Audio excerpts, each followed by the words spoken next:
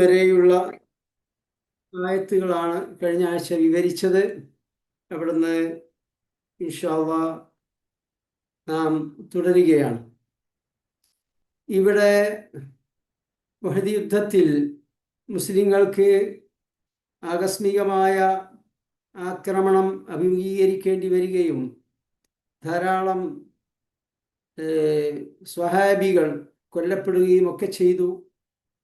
അങ്ങനെ മുസ്ലിങ്ങൾ മാനസികമായി അങ്ങേയറ്റത്തെ മുറുക്കത്തിനടിപ്പെട്ട സന്ദർഭത്തിൽ അല്ലാഹു സുബ്ഹാനഹു വ തആല അവരിലുള്ള സത്യവിശ്വാസികളായ ആത്മാർത്ഥമായി അള്ളാഹുവിൽ വിശ്വസിക്കുകയും അള്ളാഹുവിൻ്റെ ദീനിന് വേണ്ടി അടരാടുകയും ചെയ്ത സ്വഹാബികളുടെ മനസ്സിൽ അല്ലാഹു തആല പ്രത്യേകമായ ഒരു ശാന്തിയും സമാധാനവും ഒക്കെ നൽകിയതിനെക്കുറിച്ചാണ് ഇവിടെ ഈ ഓതി വെച്ച ആയത്തിൽ വിവരിക്കുന്നത്. അതോടൊപ്പം ഈ സന്ദർഭത്തിൽ യുദ്ധവുമായി ബന്ധപ്പെട്ട ഇസ്ലാമിൻ്റെ അടിസ്ഥാനപരമായ കാഴ്ചപ്പാട്, അതോടൊപ്പം എന്തിനു വേണ്ടിയാണ് ഇസ്ലാമിൽ യുദ്ധം നിശ്ചയിച്ചിട്ടുള്ളത്, അത് നിർബന്ധമാക്കപ്പെട്ടിട്ടുള്ളത്, ഇത്യാദി കാര്യങ്ങളെല്ലാം അല്ലാഹു തആല വിവരിക്കുകയാണ്. സൂറത്തുൽ ഹജ്ജിലാണ് യുദ്ധത്തിന് അനുവാദം നൽകിക്കൊണ്ടുള്ള ആയത്തുകൾ അവതരിച്ചത്. സൂറത്തുൽ ഹജ്ജ് 39, 40 എന്നീ ആയത്തുകളിൽ ഉദിന ലില്ലദീന യുഖാതലൂന ബിഅന്നഹും ളുലിമു വഇന്നല്ലാഹ അലാ നസ്രിഹിം ലഖദീർ. നബി സല്ലല്ലാഹു അലൈഹി വസല്ലമക്ക് നബുവത്ത് ലഭിച്ച ശേഷം ഇസ്ലാമിലേക്ക് കടന്നു വന്ന അങ്കുരി പരിമിതരായ മുസ്ലിങ്ങൾക്ക് ശത്രുക്കളിൽ നിന്ന് വലിയ കടുത്ത പീഡനങ്ങളാണ് ഏറ്റുവാങ്ങേണ്ടി വന്നത് മക്ക ജീവിതത്തിൽ. അത് കഴിഞ്ഞ് അവർ മദീനയിലേക്ക് ഹിജ്റ ചെയ്തു വന്ന ശേഷവും ശത്രുക്കൾ അവരെ പിന്തുടരുകയും അവരെ ബുദ്ധിമുട്ടിക്കാൻ ശ്രമിക്കുകയും ഈ ദീനുൽ ഇസ്ലാമിൻ്റെ മാർഗത്തിൽ തടസ്സങ്ങൾ ഉണ്ടാക്കാൻ ശ്രമിക്കുകയും ചെയ്തു. ഇത്തരം ഈ ഒരു സന്ദർഭത്തിലാണ് സത്യവിശ്വാസികൾക്ക് അല്ലാഹു തആല യുദ്ധത്തിന് വേണ്ടി അനുവാദം നൽകിക്കൊണ്ട് സൂറത്തുൽ ഹജ്ജിൽ ആയത്ത് അവതരിപ്പിക്കുന്നത്. വഇന്നല്ലാഹ അലാ നസ്രിഹിം ലഖദീർ. അല്ലാഹു സുബ്ഹാനഹു വ തആല ഈ പീഡിതരായ മുസ്ലിങ്ങളെ സഹായിക്കാൻ കഴിവുള്ളവനാകുന്നു. അങ്ങനെ അല്ലാഹു തആല യുദ്ധത്തിന് അനുവാദം നൽകി. ഇനി ഈ അനുവാദം നൽകിയതിൻ്റെ ഉപോത്ബലകമായ കാരണങ്ങൾ 40-ാമത്തെ ആയത്തിൽ പറയുന്നു. അല്ലദീന ഉഖ്രിജൂ മിൻ ദിയാരിഹിം ബിഗൈരി ഹഖ്. അന്യായമായി സ്വഗൃഹങ്ങളിൽ നിന്ന് പുറത്താക്കപ്പെട്ടവരാണവർ. മക്കയിൽ നിന്ന് അവർ നാടും വീടും സ്വത്തുവകകളൊക്കെ ഉപേക്ഷിച്ച് പോരേണ്ടി വന്നത് ഈ ശത്രുക്കളുടെ പീഡനങ്ങൾ കാരണമാണ്. അതുകൊണ്ട് തന്നെ അങ്ങനെയുള്ള പീഡകന്മാർക്കെതിരെ യുദ്ധം ചെയ്യാൻ അനുവാദം നൽകിയിരിക്കുന്നു. ഇല്ലാ യഖൂലു റബ്ബുനല്ലാഹ്. എന്താണ് അവർ ചെയ്ത തെറ്റ്? ലാ ഇലാഹ ഇല്ലല്ലാഹ് എന്ന ആദർശം സ്വീകരിച്ചു, അവർ മുസ്ലിങ്ങളായി എന്നത് മാത്രമാണ് കുറ്റം. ലോകത്തുടനീളം ഇന്നും മുസ്ലിങ്ങൾ ആക്രമിക്കപ്പെടുകയും പീഡിപ്പിക്കപ്പെടുകയും ആസൂത്രിതമായ കലാപങ്ങൾക്ക് വിധേയരാകുകയും ചെയ്യുന്നുണ്ടെങ്കിൽ അതിൻ്റെ അടിസ്ഥാനപരമായ കാരണം ഇല്ലാ യഖൂലു റബ്ബുനല്ലാഹ്, ലാ ഇലാഹ ഇല്ലല്ലാഹ് എന്ന ആദർശം അംഗീകരിച്ചു എന്നത് മാത്രമാണ്. എക്കാലത്തും അത് തന്നെയാണ് സംഭവിച്ചിട്ടുള്ളത്, ഇപ്പോഴും അത് തന്നെ തുടരുന്നു. അതുകൊണ്ട് തന്നെ അവർക്ക് ഈ ശത്രുക്കൾക്കെതിരെ യുദ്ധം ചെയ്യാൻ അനുവാദം നൽകപ്പെട്ടിരിക്കുന്നു. ഇസ്ലാം വാളാൽ ആണ്, ഇസ്ലാം യുദ്ധത്തിൻ്റെ മതമാണ് എന്നൊക്കെ പ്രതിയോഗികൾ പ്രചണ്ഡമായ പ്രചരണം അഴിച്ചുവിട്ടുകൊണ്ടിരിക്കുന്നു. എന്നാൽ ഇസ്ലാം എന്തിനു വേണ്ടിയാണ് യുദ്ധത്തിന് എപ്പോഴാണ് അനുവാദം നൽകിയത് എന്ന് കൃത്യമായി അല്ലാഹു തആല ഈ പരിശുദ്ധ ഖുർആനിൽ വിവരിച്ചിരിക്കുകയാണ്.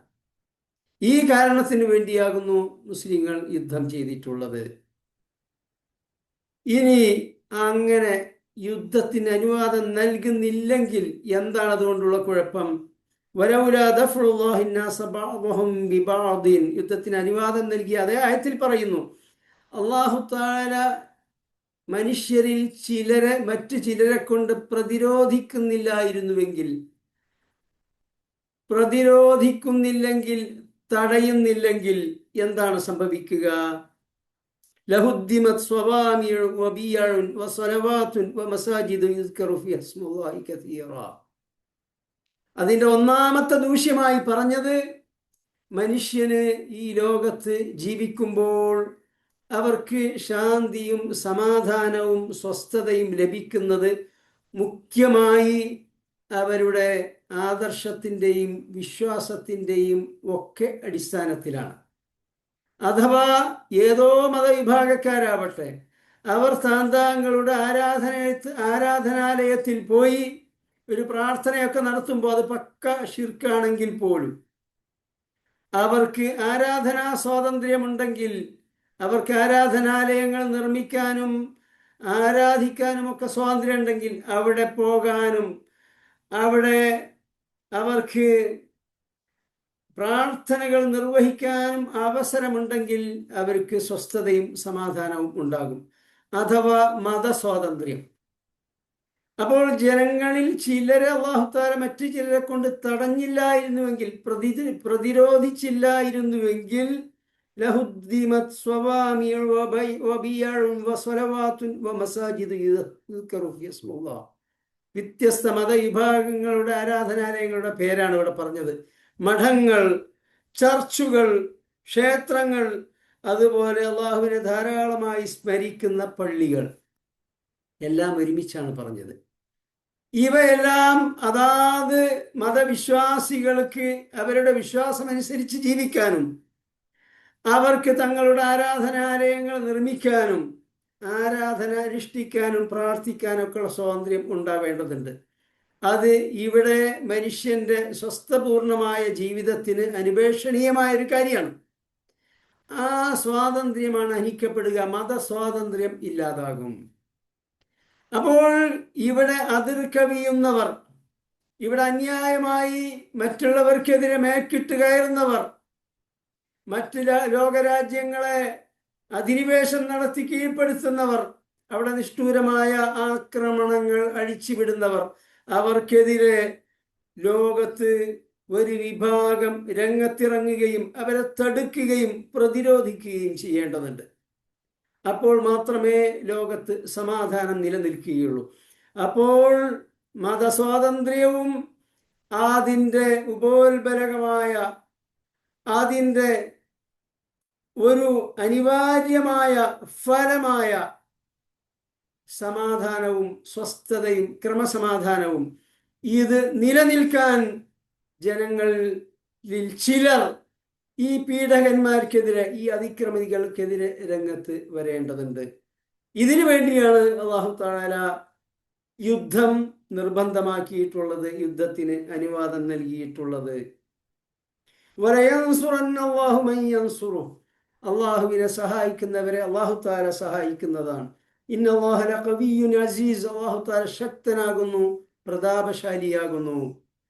അല്ലാഹു തആല ഒരിക്കലും തോൽപ്പിക്കപ്പെടാത്തവനും എല്ലാറ്റിനെയും അതിജയിക്കുന്നവനുമാകുന്നു. അപ്പോൾ അള്ളാഹുവിനെ സഹായിക്കുന്നവരെന്നാണ് അല്ലാഹു സുബ്ഹാനഹു വ തആല അള്ളാഹുവിൻ്റെ മാർഗത്തിൽ യുദ്ധം ചെയ്യുന്നവരെ ഇവിടെ വിശേഷിപ്പിച്ചിട്ടുള്ളത്. അള്ളാഹുവിൻ്റെ ദീനിനെ സഹായിക്കുന്നവർ, അള്ളാഹുവിൻ്റെ ദീനിനെ സംസ്ഥാപിക്കാൻ വേണ്ടി പടവെട്ടുന്നവർ, അതുപോലെ തന്നെ ഈ ലോകത്ത് സമാധാനവും സ്വസ്ഥതയും മനുഷ്യാവകാശങ്ങളും എല്ലാം നിലനിൽക്കുന്നതിന് വേണ്ടി ആർ രംഗത്ത് വരുന്നുവോ അവരെ അള്ളാഹുവിനെ സഹായിക്കുന്നവരെന്നാണ് അല്ലാഹു തആല പറഞ്ഞിട്ടുള്ളത്. അങ്ങനെയുള്ളവരെ അല്ലാഹു തആല സഹായിക്കും. ചരിത്രത്തിലുടനീളം സംഭവിച്ചത് അതാണ്. ബദർ മുതൽ ഇങ്ങോട്ട് നൂറ്റാണ്ടുകളിലൂടെ ഖലീഫമാരുടെ കാലഘട്ടത്തിലെല്ലാം അതാണ് സംഭവിച്ചത്. അവർ യുദ്ധം ചെയ്തത് ഇതിനു വേണ്ടിയാകുന്നു.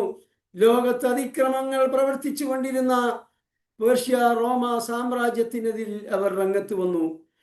അങ്ങനെ മുസ്ലിങ്ങൾ ജയിച്ചടക്കുന്ന പ്രദേശങ്ങളിലൊക്കെ സ്വസ്ഥതയും സമാധാനവും നൂറ്റാണ്ടുകളോളം എന്നല്ല സഹസ്രാബ്ദത്തിലധികം നിലനിന്നു. ഇതിനു വേണ്ടിയാകുന്നു ഇസ്ലാം യുദ്ധം അനുവദിച്ചിട്ടുള്ളത്. ഇവിടെ യുദ്ധത്തിന് പുറപ്പെടാനുള്ള കൽപ്പന ലഭിക്കുമ്പോൾ, അല്ലെങ്കിൽ യുദ്ധത്തിൽ മുസ്ലിങ്ങൾ കൊല്ലപ്പെടുകയും എന്തെങ്കിലും ക്ഷത ഏൽപ്പിക്കപ്പെടുകയും ചെയ്യുമ്പോൾ അവർ പറയുന്ന വർത്തമാനം അഥവാ ഉഹദിൽ പങ്കെടുത്തവർ പറഞ്ഞ കാര്യം അല്ലാഹു തആല ഇവിടെ എടുത്തുദ്ധരിക്കുകയാണ്. ഹല്ലനാ മിനൽ അംരി മിൻ ഷൈ യظنون ബില്ലാഹി ഗൈറൽ ഹഖി വന്നൽ ജാഹിലിയ്യ. എന്തെങ്കിലും ഒരു അപകടം സംഭവിക്കുമ്പോൾ, ശത്രുക്കളിൽ നിന്നുള്ള ആക്രമണങ്ങൾ ഉണ്ടാകുമ്പോൾ അവർ അള്ളാഹുവിനെ കുറിച്ച് ജാഹിലിയ ചിന്തകൾ വെച്ച് പുലർത്തുന്നു. അള്ളാഹുവിനെ കുറിച്ച് യഥാർത്ഥത്തിൽ വെച്ച് പുലർത്തേണ്ട സദ്വിചാരത്തിന് പകരം അവർ ജാഹിലിയ കാലഘട്ടത്തിലെ അഥവാ അനിസ്ലാമികമായ ചിന്തകൾ അള്ളാഹുവിനെ കുറിച്ച് അവർ വെച്ച് പുലർത്തുന്നു. എന്നിട്ട് അവർ പറയുന്നു, ഹൽ ലനാ മിനൽ അംരി മിൻ ഷൈ ലൗ കാന ലനാ മിനൽ അംരി ഷൈഉൻ മാ ഖുതിൽനാ ഹാഹുനാ. ഞങ്ങൾക്ക് ഈ തീരുമാനത്തിൽ എന്തെങ്കിലും ഒരു പങ്കുണ്ടോ, അഥവാ ഞങ്ങൾക്ക് തീരുമാനാധികാരമുണ്ടായിരുന്നുവെങ്കിൽ ഇവിടെ നാം കൊല്ലപ്പെടുമായിരുന്നില്ല, ഇവിടെ നമുക്ക് തോൽവി സംഭവിക്കുമായിരുന്നില്ല. ഇവിടെ അല്ലാഹു തആല പറയുന്നു, ഖുൽ ലൗ കുൻതും ഫീ ബുയൂതികും ലബറസല്ലദീന കുതിബ അലൈഹിമുൽ ഖത്ലു ഇലാ മദാജിഇഹിം. നബിയെ, താങ്കൾ പറയുക, നിങ്ങൾ നിങ്ങളുടെ കിടപ്പറയിലായിരിക്കുമ്പോൾ നിങ്ങളുടെ അല്ലാഹു തആല നിശ്ചയിച്ച മരണത്തിന്റെ സമയം ആസന്നമായാൽ നിങ്ങൾ എവിടെ വെച്ചാണോ നിങ്ങൾക്ക് മരണം നിശ്ചയിച്ചിട്ടുള്ളത് അവിടേക്ക് ആ സമയത്ത് നിങ്ങൾ പുറപ്പെട്ടു വരുന്നതാകുന്നു. ഒരിക്കലും അല്ലാഹു തആലയുടെ ഖദറിൽ നിന്ന് നിങ്ങൾക്ക് രക്ഷപ്പെടുക സാധ്യമല്ല. അല്ലാഹു തആല നിശ്ചയിച്ച അവധിയിലല്ലാതെ ഒരാൾക്ക് മരിക്കാൻ സാധ്യമല്ല. അവധി എത്തുന്നതിന് മുൻപ് ഒരാളും മരിക്കുകയുമില്ല. അതുകൊണ്ട് ഈ ചിന്ത നിങ്ങൾ വെച്ച് പുലർത്തരുത്. ഇത് ജാഹിലിയ ചിന്തയാകുന്നു. ഇനി നിങ്ങൾക്ക് ക്ഷതം സംഭവിച്ചിട്ടുണ്ടെങ്കിൽ, നിങ്ങളുടെ കൂട്ടത്തിൽ നിന്നാരെങ്കിലും കൊല്ലപ്പെട്ടിട്ടുണ്ടെങ്കിൽ, വലിയബ്തലിയല്ലാഹു മാ ഫീ സുദൂരിക്കും വലിയുമഹ്ഹിസ മാ ഫീ ഖുലൂബിക്കും. അല്ലാഹു തആല നിങ്ങളെ പരീക്ഷിക്കുന്നതിന് വേണ്ടിയാകുന്നു നിങ്ങൾക്ക് ഇത് നൽകിയിട്ടുള്ളത്. അതുപോലെ തന്നെ നിങ്ങളിലുള്ള കറകളഞ്ഞ ആത്മാർത്ഥരായ സത്യവിശ്വാസികളെ ശുദ്ധീകരിക്കുന്നതിന് വേണ്ടിയും ആകുന്നു. വല്ലാഹു അലീമും ബിദാത്തി സുദൂർ. അല്ലാഹു തആല നിങ്ങളുടെ ഹൃദയങ്ങളിലുള്ളതെല്ലാം അറിയുന്നു. ഹൃദയങ്ങളിൽ ഒളിപ്പിച്ചു വെച്ചത് പോലും അല്ലാഹു തആല അറിയുന്നു. അപ്പോൾ യഥാർത്ഥത്തിൽ തന്നെ നിങ്ങളെ ഭരിക്കുന്ന, നിങ്ങളെ നയിക്കുന്ന വികാരങ്ങൾ എന്ത് എന്ന് അല്ലാഹു തആല അറിഞ്ഞുകൊണ്ടിരിക്കുന്നു. ഇനി യുദ്ധസംബന്ധമായി മുസ്ലിങ്ങൾക്ക് ഉണ്ടാകേണ്ട നിലപാട് എന്ത് എന്ന് നബി സല്ലല്ലാഹു അലൈഹി വസല്ലം ഒരു ഹദീസിലൂടെ വിവരിക്കുന്നു. നബി സല്ലല്ലാഹു അലൈഹി വസല്ലം ശത്രുക്കളുമായി ഏറ്റുമുട്ടിയ ഒരു യുദ്ധനാളിൽ, ഏതാണ് യുദ്ധം എന്നിവിടെ ഈ ഹദീസിൽ പരാമർശിച്ചിട്ടില്ല. അങ്ങനെ ആ യുദ്ധത്തിന്റെ ഘട്ടത്തിൽ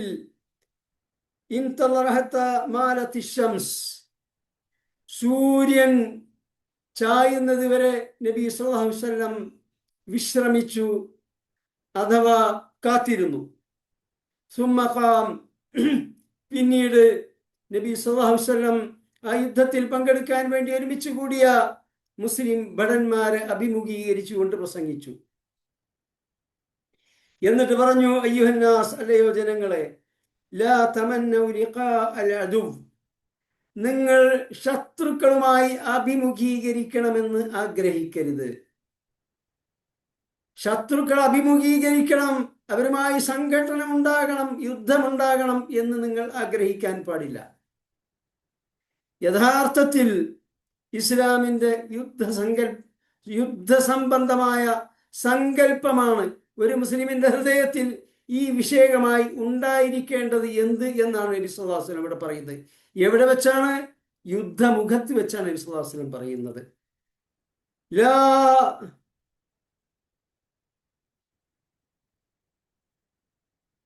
ലാ തമന്നൗ ലിഖാ അൽ അദുവ്. നിങ്ങൾ ശത്രുവിനെ അഭിമുഖീകരിക്കാൻ ഒരിക്കലും ആഗ്രഹിക്കാൻ പാടുള്ളതല്ല. എന്നാൽ ശത്രുവിനെ അഭിമുഖീകരിക്കേണ്ടത് അനിവാര്യമായി തീർന്നാൽ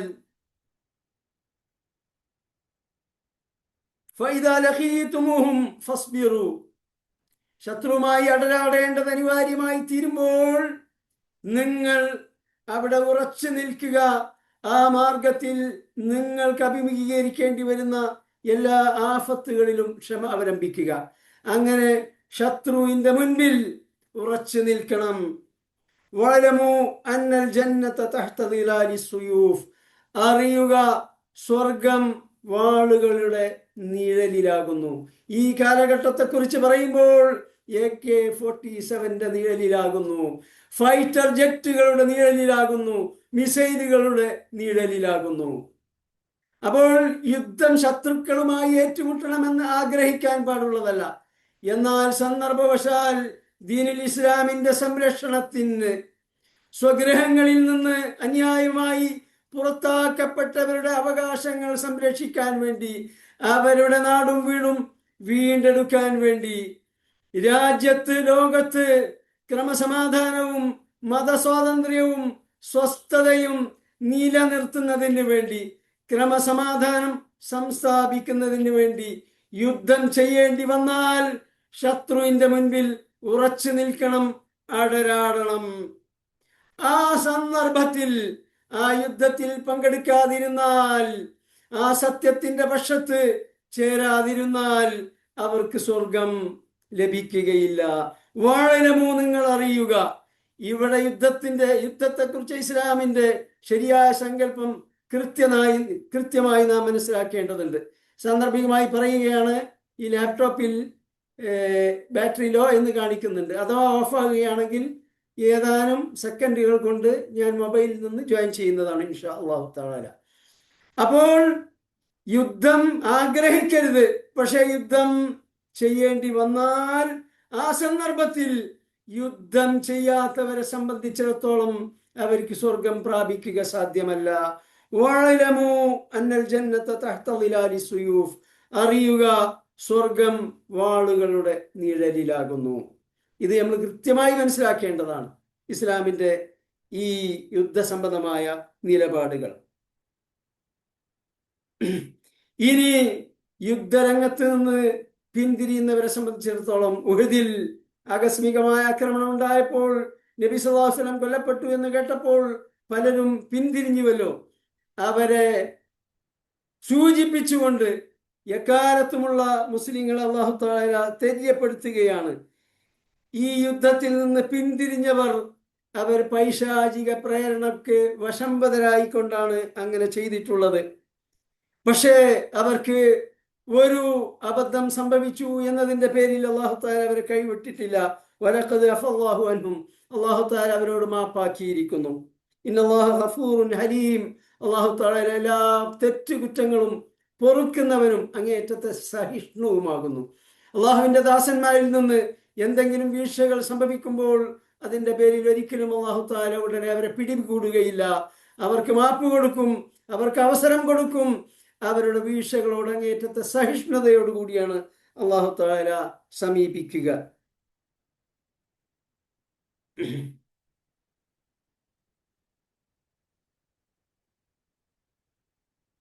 ഇനി നിങ്ങൾ അല്ലാഹുവിന്റെ മാർഗത്തിൽ ഷഹീദാവുകയോ കൊല്ലപ്പെടുകയോ അല്ലെങ്കിൽ നിങ്ങൾ സ്വാഭാവിക മരണം പ്രാപിക്കുകയോ ചെയ്യുന്നു എന്നിരിക്കട്ടെ, ലമഗ്ഫിറത്തും മിനല്ലാഹി വറഹ്മത്തുൻ ഖൈറും മിമ്മാ യജ്മഊൻ, അങ്ങനെയുള്ളവർക്ക് അല്ലാഹു സുബ്ഹാനഹു വ തആല അവരുടെ പാപങ്ങളൊക്കെ പുറത്തു കൊടുക്കും. അല്ലാഹുവിന്റെ മഗ്ഫിറത്തും അല്ലാഹുവിന്റെ റഹ്മത്തുമാകുന്നു നിങ്ങൾ ഒരുമിച്ച് കൂട്ടിക്കൊണ്ടിരിക്കുന്ന എല്ലാറ്റിനേക്കാൾ മേത്തരമായിട്ടുള്ളത്, ഖൈറായിട്ടുള്ളത്. അപ്പോൾ അല്ലാഹുവിന്റെ മാർഗത്തിലുള്ള സമരം വിട്ടുകൊണ്ട് വേറെ ഏതേത് കാര്യത്തിൽ വ്യാപൃതരായിക്കൊണ്ട് നിങ്ങൾ ഈ ലോകത്ത് എന്ത് തന്നെ വാരിക്കൂട്ടാൻ ശ്രമിച്ചാലും അതിനേക്കാളുമൊക്കെ ഏറ്റവും ഖൈറും അതിനേക്കാൾ ഏറ്റവും കൂടുതൽ ഗുണകരമായിട്ടുള്ളതും അള്ളാഹുവിങ്കിൽ നിന്നുള്ള പാപമോചനവും റഹ്മത്തുമാകുന്നു എന്നാണ് ഇവിടെ പറയുന്നത്. നിങ്ങൾ മരണപ്പെടുകയോ കൊല്ലപ്പെടുകയോ ചെയ്താൽ ഇലല്ലാഹി തുഹ്ശറൂൻ, അള്ളാഹുവിന്റെ സന്നിധിയിലേക്കാകുന്നു നിങ്ങൾ ഒരുമിച്ച് കൂട്ടപ്പെടുന്നത്. ഫബിമാ റഹ്മത്തിൻ മിനല്ലാഹി ലിൻത ലഹും. ഇവിടെ നബി സല്ലല്ലാഹു അലൈഹി വസല്ലമയെ അഭിസംബോധന ചെയ്തുകൊണ്ട് അല്ലാഹു തആല പറയാണ്, അള്ളാഹുവിന്റെ അങ്ങേയറ്റത്തെ കാരുണ്യം കൊണ്ട് ആണ് താങ്കൾ അവരോട് വളരെ മൃദുവായി പെരുമാറുന്നത്. കാരണം ഇത്തരം നിർണായകമായ ഘട്ടത്തിൽ പോലും പല സ്വഹാബികളും രംഗം വിട്ടോടി. പല സ്വഹാബികളും യുദ്ധത്തിൽ നിന്ന് ഇരുന്നു പോയി. നബി സല്ലല്ലാഹു അലൈഹി വസല്ലം ഇങ്ങോട്ട് എന്ന് വിളിച്ചപ്പോൾ അത് കേൾക്കാൻ പോലും നിൽക്കാതെ പലരും ഉഹുദ് മല കയറിപ്പോയി. ഇങ്ങനെയൊക്കെ സംഭവിച്ചുവെങ്കിലും ഫബിമാ റഹ്മത്തിൻ മിനല്ലാഹി ലിൻത ലഹും, നബി സല്ലല്ലാഹു അലൈഹി വസല്ലം അവരോട് കോപിക്കുകയോ അവരോട് എന്തെങ്കിലും കടുത്ത വാക്കുകൾ പറയുകയോ പെരുമാറുകയോ ഒന്നും ചെയ്തില്ല. അള്ളാഹുവിന്റെ അങ്ങേയറ്റത്തെ കാരുണ്യം കൊണ്ടാകുന്നു താങ്കൾ അവരോട് അങ്ങേയറ്റത്തെ മൃദുവായി പെരുമാറിയത്.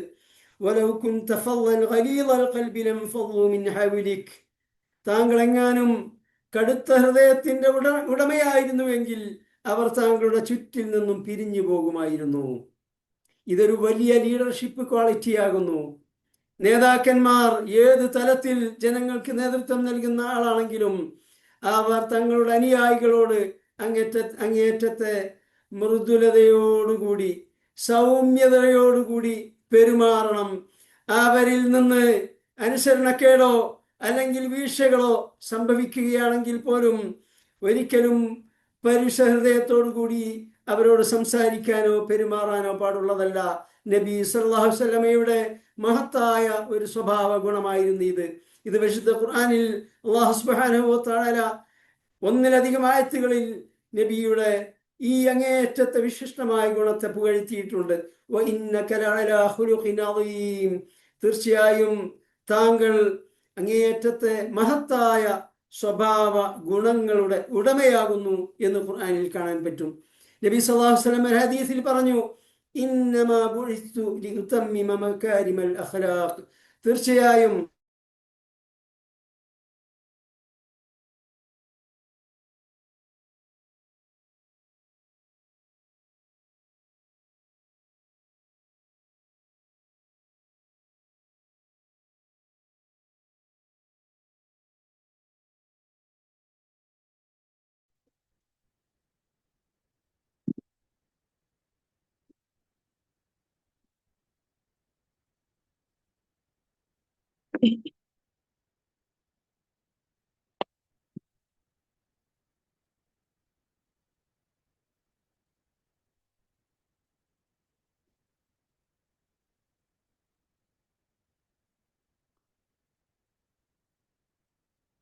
അസ്സലാമു അലൈക്കും വറഹ്മത്തുള്ളാഹി.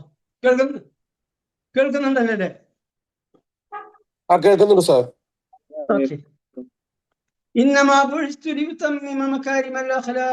മഹത്തായ സ്വഭാവ ഗുണങ്ങളുടെ പൂർത്തീകരണത്തിന് വേണ്ടിയാകുന്നു ഞാൻ നിയുക്തനായിട്ടുള്ളത് എന്ന് നബി സല്ലല്ലാഹു അലൈഹി വസല്ലം പറഞ്ഞതായിട്ട് കാണാൻ സാധിക്കും. നബി സല്ലല്ലാഹു അലൈഹി വസല്ലമയുടെ വിശിഷ്ടമായ മഹത്തായ ഗുണങ്ങളെ കുറിച്ച് നബി ചരിത്രം പഠിക്കുമ്പോൾ നമുക്ക് വ്യക്തമായി മനസ്സിലാക്കാൻ സാധിക്കും. ഇതാണ് ഇവിടെ അല്ലാഹു തആല പറയുന്നത്, ഫഅഫു അൻഹും, അതുകൊണ്ട് താങ്കൾ അവരോട് മാപ്പാക്കുക, വസ്തഗ്ഫിർ ലഹും, മാത്രമല്ല അവരുടെ പാപമോചനത്തിനു വേണ്ടി ദുആ ചെയ്യുകയും ചെയ്യുക. വശാവിർഹും ഫിൽ അംർ, എന്ന് മാത്രമല്ല കാര്യങ്ങളിൽ അവരോട് കൂടിയാലോചന നടത്തുക. ആരോടാണ് അല്ലാഹു തആല ഈ കൽപ്പിക്കുന്നത്? അല്ലാഹു സുബ്ഹാനഹു വ തആലയിൽ നിന്ന് നേർക്കുനേരെ വഹി ലഭിച്ചു കൊണ്ടിരിക്കുന്ന നബിയോടാണ് അല്ലാഹു തആല പറയുന്നത്, വശാവിർഹും ഫിൽ അംർ, അവരോട് കാര്യങ്ങളെ കുറിച്ച് കൂടിയാലോചിക്കുക, കൂടിയാലോചനയിലൂടെ തീരുമാനം എടുക്കുക. ഇത് ഉഹദ് യുദ്ധ പശ്ചാത്തലത്തിൽ അവതരിച്ച ആയത്താണ്. പക്ഷെ നബി സല്ലല്ലാഹു അലൈഹി വസല്ലം അതിന് മുൻപും നബിയുടെ ജീവിതത്തിലുടനീളം സഹാബികളുമായി കൂടിയാലോചിച്ചുകൊണ്ടാണ് കാര്യങ്ങൾ തീരുമാനിച്ചിരുന്നത്. ബദർ യുദ്ധം എങ്ങനെയാണ് അഭിമുഖീകരിക്കേണ്ടത് എന്ന് സഹാബികളുമായി നബി സല്ലല്ലാഹു അലൈഹി വസല്ലം കൂടിയാലോചിച്ചിട്ടുണ്ടായിരുന്നു. അതുപോലെ ധാരാളം സന്ദർഭങ്ങളിൽ സഹാബികളുമായി കൂടിയാലോചിച്ചുകൊണ്ടാണ് നബി സല്ലല്ലാഹു അലൈഹി വസല്ലം തീരുമാനങ്ങൾ എടുത്തിരുന്നത്. ഇതൊരു വിശിഷ്ടമായ മഹത്തായ ഗുണമാകുന്നു. പരിശുദ്ധ ഖുർആനിൽ ഒരു സൂറത്തിന്റെ പേര് തന്നെ ഷൂറ, കൂടിയാലോചന എന്നാകുന്നു. നമുക്കറിയാം നബി സല്ലല്ലാഹു അലൈഹി വസല്ലം വഫാത്തായപ്പോൾ ഖുലഫാഉർ റാഷിദീങ്ങളെ ഷൂറ സമ്പ്രദായത്തിലൂടെയാണ് തെരഞ്ഞെടുത്തത്. കാരണം നബി സല്ലല്ലാഹു അലൈഹി വസല്ലം അവരെ പഠിപ്പിച്ചത് ആ ഷൂറ സംസ്കാരമായിരുന്നു. ഇവിടെ സാന്ദർഭികമായി നാം മനസ്സിലാക്കേണ്ട ഒരു കാര്യം, പരിശുദ്ധ ഖുർആനിൽ സൂറത്തിന്റെ പേര് ഷൂറ എന്നാണ്. നബി സല്ലല്ലാഹു അലൈഹി വസല്ലമയുടെ മാതൃക ഷൂറയാണ്. ഖുലഫാഉർ റാഷിദീങ്ങളെ തെരഞ്ഞെടുത്തത് ഷൂറയിലൂടെയാണ്. എന്നാൽ ഈ നബി സല്ലല്ലാഹു അലൈഹി വസല്ലം നിയുക്തനായ ഈ അറബ് ലോകത്തെ, പ്രത്യേകിച്ച് ജസീറത്തുൽ അറബ്, നബിയുടെ കാലത്ത് തന്നെ ഇസ്ലാം സ്വീകരിച്ച ജസീറത്തുൽ അറബ്, ഇന്നത്തെ GCC രാജ്യങ്ങൾ, അതോടൊപ്പം യമൻ, ഈ രാജ്യങ്ങളിലെ അവസ്ഥ എന്താണ്? ഈ മാതൃക ഫോളോ ചെയ്യുന്നവരാണോ അവിടുത്തെ ഭരണകൂടങ്ങൾ? മറിച്ച് തന്തവടിയായാൽ മകൻ അധികാരമേൽക്കുന്ന തീർത്തും ജാഹിലിയ സമ്പ്രദായമല്ലേ അവിടെ നിലനിൽക്കുന്നത്? ഇതിനെ ചോദ്യം ചെയ്യുകയും നബി സല്ലല്ലാഹു അലൈഹി വസല്ലം പഠിപ്പിച്ച ഖുലഫാഉർ റാഷിദീങ്ങളെ തെരഞ്ഞെടുത്ത മാതൃകയിലൂടെ ഇസ്ലാമിക നേതൃത്വത്തെ, ഇസ്ലാമിന്റെ ഭരണാധികാരികളെ തെരഞ്ഞെടുക്കണം എന്ന് ആവശ്യപ്പെടുന്ന ഇസ്ലാമിക പ്രസ്ഥാനങ്ങൾ ഇന്നവിടെ ജയിലറകൾക്കുള്ളിലാണ്. അവർ വളരെ നീതിപൂർവകമായ തെരഞ്ഞെടുപ്പിലൂടെ അധികാരത്തിൽ വന്നാൽ പാശ്ചാത്യ തെമ്മാടികളോടൊപ്പം ചേർന്നുകൊണ്ട് അവരെ അധികാരഭ്രഷ്ടരാക്കുന്നതിൽ മുൻപന്തിയിൽ നിൽക്കുന്നത് ഈ നബി സല്ലല്ലാഹു അലൈഹി വസല്ലം നിയോഗിക്കപ്പെട്ട രാജ്യത്തെ ഭരണാധികാരികളാണ്. നാം കണ്ടു കഴിഞ്ഞതാണ്. ലോകത്തെ ഒരേ ഒരു ഹാഫിളായ ഭരണാധികാരി മുഹമ്മദ് മുർസി തെരഞ്ഞെടുപ്പിലൂടെ ഈജിപ്ഷ്യൻ ജനത ഭൂരിപക്ഷം നൽകി അധികാരത്തിലെത്തിയപ്പോൾ അദ്ദേഹം ഇസ്രായേലിനെതിരെ ചുവടുകൾ വെച്ചുകൊണ്ടിരിക്കുമ്പോൾ ഈജിപ്തിനെ ഇസ്ലാമികവൽക്കരിക്കാൻ വേണ്ടി നിരന്തര പരിശ്രമങ്ങൾ നടത്തിക്കൊണ്ടിരുന്നപ്പോൾ പുറത്താക്കിയത് ഈ പാശ്ചാത്യ അമേരിക്കൻ തെമ്മാടി രാഷ്ട്രവും അവരുടെ ശിൽബന്ധികളായ ഈ ഗൾഫിലെ ഭരണാധികാരികളുമാണ്. ഇത് നാം പൂഴ്ത്തിവെക്കാൻ പറ്റുന്ന കാര്യമല്ല. ഇത് പറയേണ്ടതാണ്, പറയാൻ കഴിയുന്നിടത്തെങ്കിലും. വശാവിറുഹും ഫിൽ അംർ, അവരുടെ കാര്യങ്ങൾ തീരുമാനത്തിലൂടെയാണ് തീരുമാനിക്കേണ്ടത്. താങ്കൾ അവരുമായി മുഷാവറ നടത്തുക. ഇതാണ് അല്ലാഹുവിന്റെ കൽപ്പന. ഒരു പ്രസിദ്ധമായ ഹദീസിൽ നബി സല്ലല്ലാഹു അലൈഹി വസല്ലം പറഞ്ഞു, ഈ ലോകത്തുള്ള ഭരണാധികാരികൾ അഥവാ നിങ്ങളുടെ രാജ്യത്തുള്ള ഭരണാധികാരി നിങ്ങളിൽ ഉത്തമനായിരിക്കുമ്പോൾ, എങ്ങനെയാണ് ഉത്തമനാകുക? ആ രാജ്യത്ത് ഏറ്റവും ഉത്തമനാര് എന്ന് സത്യവിശ്വാസികൾ കൂടിയാലോചിച്ചുകൊണ്ട് തിരഞ്ഞെടുക്കണം. അപ്പോഴാണ് ഉത്തമനാകുക.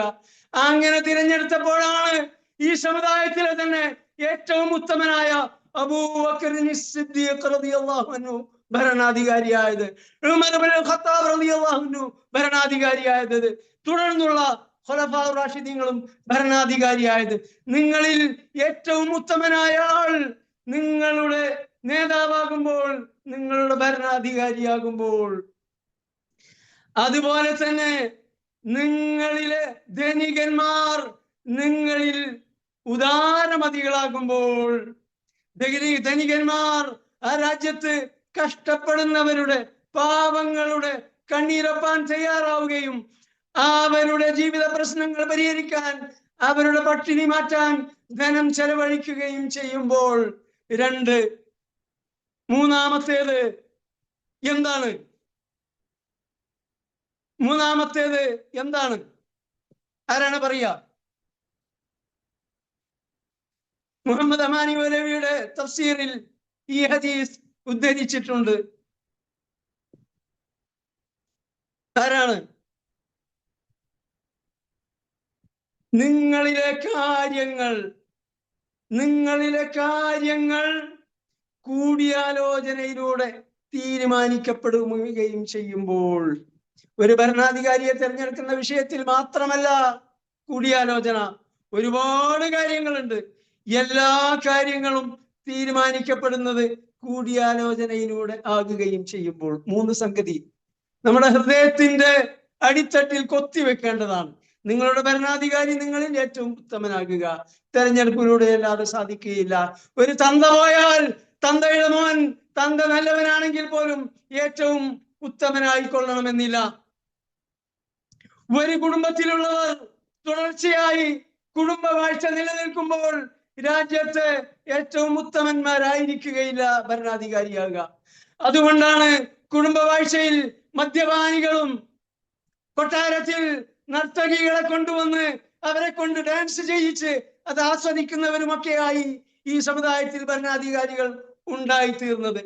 ഇപ്പോൾ ഈ നബി സല്ലല്ലാഹു അലൈഹി വസല്ലം നിയോഗിക്കപ്പെട്ട രാജ്യത്ത് ഒരുത്തൻ അവിടെ ഭരണം നിർവഹിക്കുന്നുണ്ടല്ലോ, അവനാണ് ഈ അമേരിക്കയെ മുഖ്യമായി ഇറാനെതിരെ പിരികയറ്റിക്കൊണ്ടിരിക്കുന്നവൻ.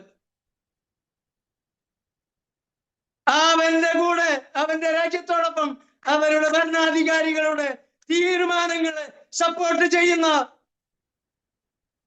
ഇസ്ലാമിക സംഘടന എന്ന് അവകാശപ്പെടുന്നവർ നമ്മുടെ ഈ കേരളത്തിലുണ്ട്. അവരെയൊക്കെ അവരുടെ ഈ നിലപാടുകൾക്കെതിരെ പ്രതികരിക്കാൻ നാം ബാധ്യസ്ഥരാണ്. അപ്പോൾ കാര്യങ്ങൾ കൂടിയാലോചനയിലൂടെ തീരുമാനിക്കപ്പെടുകയും ചെയ്യുമ്പോൾ ഭരണാധികാരി ഏറ്റവും ഉത്തമനാകുക, ധനികന്മാർ നിങ്ങളിലെ ഉദാരമതികളാകുക. നിങ്ങളുടെ കാര്യങ്ങൾ കൂടിയാലോചനയിലൂടെ തീരുമാനിക്കപ്പെടുകയും ചെയ്യുമ്പോൾ നിങ്ങൾക്ക് ഭൂമിയുടെ ഉപരിതലം ഭൂമിയുടെ താഴ്ഭാഗത്തേക്കാൾ ഉത്തമമാകുന്നു. അഥവാ മരണത്തെക്കാൾ നിങ്ങൾക്ക് ജീവിതം, ഈ ഭൂമുഖത്തുള്ള ജീവിതം ഉത്തമമായിരിക്കും. അഥവാ സമാധാനപൂർണവും സന്തോഷകരവും ക്ഷേമകരവുമായ ഒരു ജീവിതമായിരിക്കും നിങ്ങൾക്ക് ഈ ലോകത്തുണ്ടാകുക. ഇത് നടപ്പാക്കേണ്ടത് ആരാണ്? ആകാശ ലോകത്ത് നിന്ന് മലക്കുകൾ ഇങ്ങനെ ഇറങ്ങി വന്നിട്ടാണോ? അല്ല, നബി സല്ലല്ലാഹു അലൈഹി വസല്ലമയുടെ സന്ദേശം സ്വീകരിച്ച സ്വഹാബികൾ അത് സാർത്ഥകമാക്കി. നൂറ്റാണ്ടുകളോളം അത് നിലനിന്നു. നാം ജീവിക്കുന്ന കാലഘട്ടത്തിൽ ഉത്തമരായ ഭരണാധികാരികളെ തെരഞ്ഞെടുക്കാനുള്ള തെരഞ്ഞെടുപ്പിലൂടെ, നബി കാണിച്ചെന്ന മാതൃകയിലൂടെ അതിവിടെ പുനഃസ്ഥാപിക്കാൻ ഈ കാലഘട്ടത്തിലെ മുസ്ലിങ്ങൾ ബാധ്യസ്ഥരാണ്. അതിന്റെ പേരിൽ എന്ത് ത്യാഗം സഹിക്കേണ്ടി വന്നാലും അതിന് തയ്യാറാവണം. അതാണ് ഇന്ന് അറബ് ലോകത്തുള്ള ഇഖ്വാനുൽ മുസ്ലിമൂൻ എന്ന പേരിൽ, അല്ലെങ്കിൽ ജംഇയ്യത്തുൽ ഇസ്ലാഹിൽ ഇജ്തിമാഇ എന്ന പേരിൽ ഈ ഇന്ത്യ ഉപഭൂഖണ്ഡത്തിൽ പാകിസ്ഥാനിലും ബംഗ്ലാദേശിലും ഇന്ത്യയിലുമൊക്കെയുള്ള ഇസ്ലാമിക പ്രസ്ഥാനങ്ങൾ നിർവഹിച്ചു കൊണ്ടിരിക്കുന്നത്. അതിനുള്ള പരിശ്രമമാണ് അവർ നടത്തിക്കൊണ്ടിരിക്കുന്നത്. അതുപോലെ തന്നെ ധനികന്മാർ ഉദാരരായിരിക്കുക, അള്ളാഹുവിന്റെ മാർഗത്തിൽ ധനം ചെലവഴിക്കാൻ അവരെ പ്രേരിപ്പിക്കുക. അതുപോലെ തന്നെ കാര്യങ്ങൾ ഏകാധിപതികളിലൂടെ സ്വേച്ഛാധിപത്യത്തിലൂടെയല്ലാതെ കൂടിയാലോചനയിലൂടെ തീരുമാനിക്കപ്പെടുന്ന അവസ്ഥ ഇവിടെ ഉണ്ടാക്കുക. അതിന് നാം പരിശ്രമിക്കുകയാണ് വേണ്ടത്. നാം അതിനു വേണ്ടിയാണ് നിലകൊള്ളേണ്ടത്. ഇനി കൂടിയാലോചനയിലൂടെ തീരുമാനിച്ചു എന്ന് തന്നെ വെക്കുക. എന്നാലോ തീരുമാനമെടുത്തു കഴിഞ്ഞാൽ അള്ളാഹുവിൽ തവക്കുൽ ചെയ്യുക. ഇന്നല്ലാഹ യുഹിബ്ബുൽ മുതവക്കിലീൻ, തീർച്ചയായും അല്ലാഹു തആല അവനിൽ ഭരമേൽപ്പിക്കുന്നവരെ ഇഷ്ടപ്പെടുന്നു. ഓക്കെ, നമ്മൾ കൂടിയാലോചിച്ചാ തീരുമാനിച്ചത്, കുറ്റമറ്റ തീരുമാനമാണ് നമ്മുടേത് എന്നൊക്കെ പറഞ്ഞുകൊണ്ട് പിന്നെ ഓവർ കോൺഫിഡൻസ് ഉണ്ടാവാൻ പാടില്ല. കാരണം ഏതൊരു വിഷയവും വിജയിപ്പിക്കുന്നത് അല്ലാഹു സുബ്ഹാനഹു വ തആലയാണ്, പരാജയപ്പെടുത്തുന്നതും അല്ലാഹു സുബ്ഹാനഹു വ അല്ലാഹു തആല തന്നെയാകുന്നു. അള്ളാഹുവിന്റെ തൗഫീഖ് ഇല്ലാതെ ഒരു കാര്യവും വിജയിപ്പിക്കാൻ നമുക്ക് സാധിക്കുകയില്ല. നാം ഇപ്പോൾ ഒരു സംസ്ഥാനതല ഖുർആൻ മനപ്പാഠ മത്സരത്തിന്റെ അണിയറയിലാണ്. നമ്മൾ അങ്ങേയറ്റത്തെ പണിയെടുക്കുന്നു. പ്രത്യേകിച്ച് ബിനു കരീം സാഹിബും അദ്ദേഹത്തിന്റെ വൈഫും ഒക്കെ 24 അവർ അതിനു വേണ്ടി പണിയെടുത്തുകൊണ്ടിരിക്കുകയാണ്. അങ്ങനെ പണിയെടുക്കുന്ന നമ്മുടെ ജഡ്ജസ് ടീമുണ്ട്, അല്ലാത്തവരുണ്ട്, എല്ലാവരുമുണ്ട്. പക്ഷേ നാം ഇതൊക്കെ ആലോചനയിലൂടെ തീരുമാനിച്ചതൊക്കെ തന്നെയാണ്, അങ്ങനെ തന്നെയാണ് മുമ്പോട്ട് പോകുന്നത്. എന്നാൽ അതുകൊണ്ട് മാത്രം ഇത് വിജയിച്ചു കളയും എന്ന കോൺഫിഡൻസ് നമുക്കുണ്ടാവാൻ പാടില്ല. അള്ളാഹുവിൽ തവക്കുൽ ചെയ്യണം. അള്ളാഹുവിന്റെ തൗഫീഖിനും സഹായത്തിനും വേണ്ടി നിരന്തരം ദുആ ചെയ്തുകൊണ്ടിരിക്കണം. അങ്ങനെ വേണം നാം പ്രവർത്തിക്കാൻ. താങ്കൾ സ്വഹാബത്തിനോട് കൂടി ആലോചിച്ച് തീരുമാനിച്ചാൽ പോലും ഫതവക്കൽ, തീരുമാനിച്ചു കഴിഞ്ഞാൽ ഫതവക്കൽ അലല്ലാഹ്, അല്ലാഹുവിൽ ഭരമേൽപ്പിക്കുക. ഇന്നല്ലാഹ യുഹിബ്ബുൽ മുതവക്കിലീൻ, തീർച്ചയായും അല്ലാഹുവിൽ ഭരമേൽപ്പിക്കുന്നവരെ അല്ലാഹു തആല ഇഷ്ടപ്പെടുന്നു. എങ്കിൽ മാത്രമേ നമുക്ക് അല്ലാഹുവിന്റെ തൗഫീഖ് ലഭിക്കൂ, നമുക്ക് വിജയം കാണാൻ സാധിക്കുകയുള്ളൂ. അല്ലാഹു തആല നിങ്ങളെ സഹായിക്കുകയാണെങ്കിൽ നിങ്ങളെ അതിജയിക്കാൻ ആർക്കും സാധ്യമല്ല.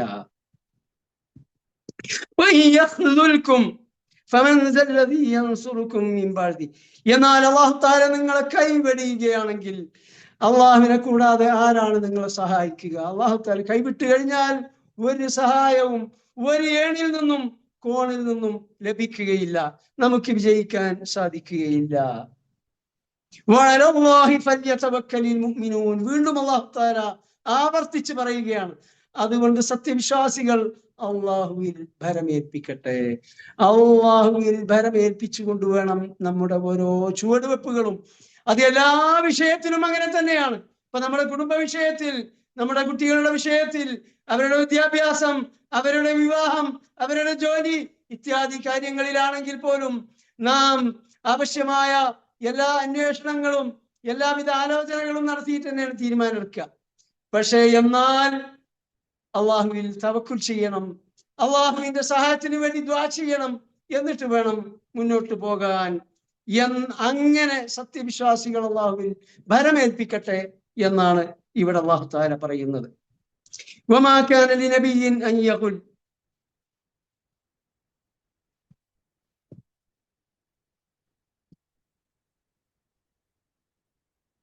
ഒരു പ്രവാചകനും ഒരിക്കലും വഞ്ചന നടത്തുക സാധ്യമല്ല, വഞ്ചന നടത്താവതല്ല. ഈ കാര്യം ഇവിടെ പറയാൻ കാരണം, ഒരു യുദ്ധത്തിൽ തോൽവി സംഭവിക്കാനുണ്ടായ കാരണം നമുക്കറിയാം. നബി സല്ലല്ലാഹു അലൈഹി വസല്ലം ഒരു യുദ്ധം കഴിഞ്ഞ് മദീനയിൽ തിരിച്ചെത്തിയപ്പോൾ ആ ജബൽ റുമാത്തിൽ നിർത്തിയിരുന്ന ആ വില്ലാളി വീരന്മാർ, അതില് 45 പേര് ഇറങ്ങിപ്പോന്നല്ലോ, 5 പേരാണ് മേലെ നിന്നത്, അവരെല്ലാം ഷഹീദായി. കാരണം ഖാലിദ് ഇബ്നു വലീദ് റളിയല്ലാഹു അൻഹു പിൻഭാഗത്ത് കൂടി ആക്രമണം നടത്തിയപ്പോൾ അവർ തടുക്കാൻ, പ്രതിരോധിക്കാൻ ശ്രമിച്ചു. പക്ഷെ 5 പേർക്ക് സാധ്യമാകുമായിരുന്നില്ല, അവരൊക്കെ ഷഹീദായി. എന്നാൽ താഴെ ഗനീമത്ത് മുതൽ ശേഖരിക്കാൻ വേണ്ടി ഇറങ്ങി വന്ന 45 പേരിൽ ഭൂരിഭാഗവും കൊല്ലപ്പെട്ടിട്ടുണ്ടായിരുന്നില്ല. അവർ മദീനയിൽ തിരിച്ചെത്തിയപ്പോൾ നബി സല്ലല്ലാഹു അലൈഹി വസല്ലം അവരോട് ചോദിച്ചു, അല്ല, നിങ്ങൾ എന്താണ് എന്റെ കൽപ്പന സ്വീകരിക്കാതെ, അത് ഫോളോ ചെയ്യാതെ അവിടെ നിന്ന് ഇറങ്ങിപ്പോരാനുള്ള കാരണം? പക്ഷെ അവര് അതും ഇതും പറയുകയാണ് ചെയ്തത്. യഥാർത്ഥ വികാരം, അവരെ ആ സ്ഥലം വിടാൻ, ഇറങ്ങിപ്പോരാൻ അവരെ പ്രേരിപ്പിച്ച ശരിയായ വിചാരം എന്തായിരുന്നു, കാരണം എന്തായിരുന്നു എന്ന് അവർ പറയുകയുണ്ടായില്ല. എന്നാൽ എന്തായിരുന്നു കാരണം? നേരത്തെ പറഞ്ഞത് തന്നെയാണ്, ഈ ഗനീമത്ത് ശേഖരിക്കുക. തങ്ങൾ ഇറങ്ങി വന്നില്ലെങ്കിൽ തങ്ങൾക്ക് ഗനീമത്ത് ലഭിക്കുകയില്ല. ഇവിടെ ഈ ശേഖരിച്ചവർ അത് ഉടമസ്ഥപ്പെടുത്തി കളയും, അവർക്കാണത് ലഭിക്കുക എന്ന ചിന്തയാണ് അവർക്ക് ആ ജബൽ റുമാത്ത് വിടാൻ പ്രേരകമായത്. ഇതാണ് ഇവിടെ പറയുന്നത്. ഇവിടെ നബി സല്ലല്ലാഹു അലൈഹി വസല്ലമയാണ് നയിക്കുന്നത്. നബിയുടെ തീരുമാനപ്രകാരമാണ് ഇവിടെ കാര്യങ്ങൾ നിർവഹിക്കപ്പെടുക. അപ്പൊ ഈ ഗനീമത്ത് അത് എന്താണ് ചെയ്യേണ്ടത്, ആർക്കൊക്കെയാണ് അവകാശം എന്ന് അല്ലാഹു തആല നിശ്ചയിച്ചു കഴിഞ്ഞിട്ടുണ്ട്. ബദർ യുദ്ധത്തെ തുടർന്ന് അവതരിച്ച സൂറത്തുൽ അൻഫാലിൽ യസ്അലൂനക അനിൽ അൻഫാൽ, യുദ്ധമുതലുകളെ കുറിച്ച് അവർ താങ്കളോട് ചോദിക്കുന്നു, അത് ആർക്കുള്ളതാണ്, ഏത് മാർഗത്തിലാണ് അത് വിനിയോഗിക്കേണ്ടത്, ആർക്കൊക്കെ അതിൽ അവകാശമുണ്ട് എന്നൊക്കെ അവർ ചോദിച്ചു കൊണ്ടിരിക്കുന്നു. ബദർ യുദ്ധത്തിൽ ഒരുപാട് ഗനീമത്ത് ലഭിച്ചിരുന്നു. അങ്ങനെ അല്ലാഹു തആല വിധി പറയുകയാണ്, ഖുലിൽ അൻഫാലു ലില്ലാഹ്, ഈ യുദ്ധമുതലുകളൊക്കെ അല്ലാഹു സുബ്ഹാനഹു വ തആലയുടേതാണ്, അള്ളാഹുവിനാണ് അതിന്റെ ഉടമസ്ഥാവകാശം എന്ന് പറഞ്ഞുകൊണ്ട് അതിന്റെ 5-1 ഇസ്ലാമിക ഭരണകൂടത്തിനുള്ളതാണ്, അഥവാ ഭരണാധികാരി എന്ന നിലയ്ക്ക് നബി സല്ലല്ലാഹു അലൈഹി വസല്ലമക്ക് ചെലവഴിക്കാനുള്ളതാണ്. ബാക്കി 5-4 ആ യുദ്ധത്തിൽ പങ്കെടുത്ത ഭടന്മാർക്കിടയിൽ വീതിക്കാനുള്ളതാണ് എന്നൊക്കെ അള്ളാഹുവിന്റെ കൽപ്പന വന്നു കഴിഞ്ഞതാണ്. അപ്പൊ അതുകൊണ്ട് തന്നെ ഇവിടെ ഉഹദ് യുദ്ധത്തിലെ ഗനീമത്ത് മുതലിന് ആ യുദ്ധത്തിൽ പങ്കുവഹിച്ച, ആ യുദ്ധത്തിന് വന്ന എല്ലാവർക്കും അവകാശമുണ്ട്. എല്ലാവർക്കും നബി സല്ലല്ലാഹു അലൈഹി വസല്ലം അത് വീതിച്ച് നൽകുകയും ചെയ്യും. ഇതാണ് യാഥാർത്ഥ്യം. പക്ഷേ ഇവർ ധരിച്ചു തങ്ങൾ ഇവിടെ ഈ മലയുടെ മുകളിൽ നിന്നാൽ ഈ ഗനീമത്ത് മുതൽ തങ്ങൾക്ക് ലഭിക്കുകയില്ല. അത് നബി സല്ലല്ലാഹു അലൈഹി വസല്ലം യുദ്ധത്തിൽ പങ്കുവഹിച്ചവർക്ക് വീതിച്ചു കൊടുത്തു കളയും. ഈ ഒരു ദുശ്ചിന്തയാണ് അവരെ സ്ഥലം വിടാൻ പ്രേരിപ്പിച്ചത്. ഇതിനെക്കുറിച്ചാണ് അല്ലാഹു തആല ഇവിടെ പറയുന്നത്, വമാ കാന ലിനബിയ്യിൻ അൻ യഖുൽ, ഒരു പ്രവാചകനും ഒരിക്കലും വഞ്ചന നടത്താവതല്ല, നടത്താൻ സാധിക്കുകയുമില്ല. വമൻ യഗ്ലുൽ യഅതി ബിമാ ഗല്ല യൗമൽ ഖിയാമ, ആരെങ്കിലും വഞ്ചന നടത്തി എന്തെങ്കിലും കരസ്ഥമാക്കിയാൽ ആ കരസ്ഥമാക്കിയതുമായി, ആ വസ്തുക്കളുമായി നാളെ അള്ളാഹുവിന്റെ സന്നിധിയിൽ മഹ്ശറയിൽ വരും. സുമ്മ തുവഫാ കുല്ലു നഫ്സിൻ മാ കസബത്, പിന്നീട് ഓരോരുത്തർക്കും അവരുടെ പ്രവർത്തനത്തിനനുസരിച്ച് അവർ സമ്പാദിച്ചതിന് അതിനനുസരിച്ചുള്ള ഫലം അല്ലാഹു തആല നൽകും. വഹും ലാ യുളമൂൻ, ഒരിക്കലും അവരോട് അനീതി പ്രവർത്തിക്കുകയില്ല. ഇത് യുദ്ധത്തിന്റെ പശ്ചാത്തലത്തിൽ ആ വിഷയവുമായി അവതരിച്ചതാണെങ്കിലും നമ്മുടെ എല്ലാം അഖില ജീവിതത്തിലും നാം ഓർത്തിരിക്കേണ്ട, നാം ശ്രദ്ധിക്കേണ്ട ഒരു സംഗതിയാണ് ഇവിടെ ഉള്ളത്. നമ്മളൊക്കെ സ്വത്ത് വിഭജിക്കാറുണ്ട്, അനന്തര സ്വത്ത്. ഏറ്റവും കൂടുതൽ വഞ്ചന നടക്കുന്ന ഒരു ജീവിത രംഗമാകുന്നു അത്. അല്ലാഹു തആല വളരെ വ്യക്തമായി പരിശുദ്ധ ഖുർആനിൽ സവിസ്തരം പ്രതിപാദിച്ചിട്ടുള്ള നിയമം ഏതാണ് എന്ന് ചോദിച്ചാൽ അനന്തരാവകാശ നിയമമാകുന്നു. കാരണം ഇത് സ്വത്താണ്, പണമാണ്. മനുഷ്യനെ ഏറ്റവും കൂടുതൽ സ്വാധീനിക്കുന്ന സംഗതികളിൽ ഒന്ന് സ്വത്താകുന്നു. ജനങ്ങൾക്ക് അലങ്കാരമാക്കി കാണിക്കപ്പെട്ടിരിക്കുന്നു എന്ന് പറഞ്ഞുകൊണ്ട് ആദ്യമായി സ്ത്രീകളെ പറഞ്ഞു.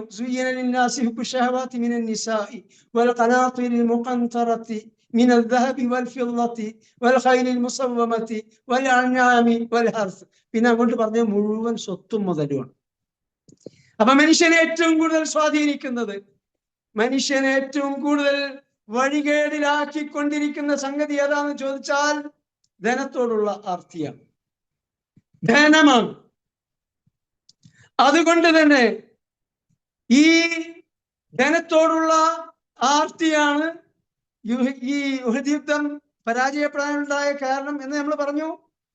ഈ അനന്തര സ്വത്ത് വിഭജിക്കുന്നിടത്താണ് ഏറ്റവും കൂടുതൽ ചതികൾ, അഥവാ അല്ലാഹു തആല നിശ്ചയിച്ച അവകാശികൾക്ക് ലഭിക്കേണ്ട യഥാർത്ഥ അവകാശം ലഭിക്കാത്ത രൂപത്തിൽ, അത് പല രൂപത്തിലുണ്ട്.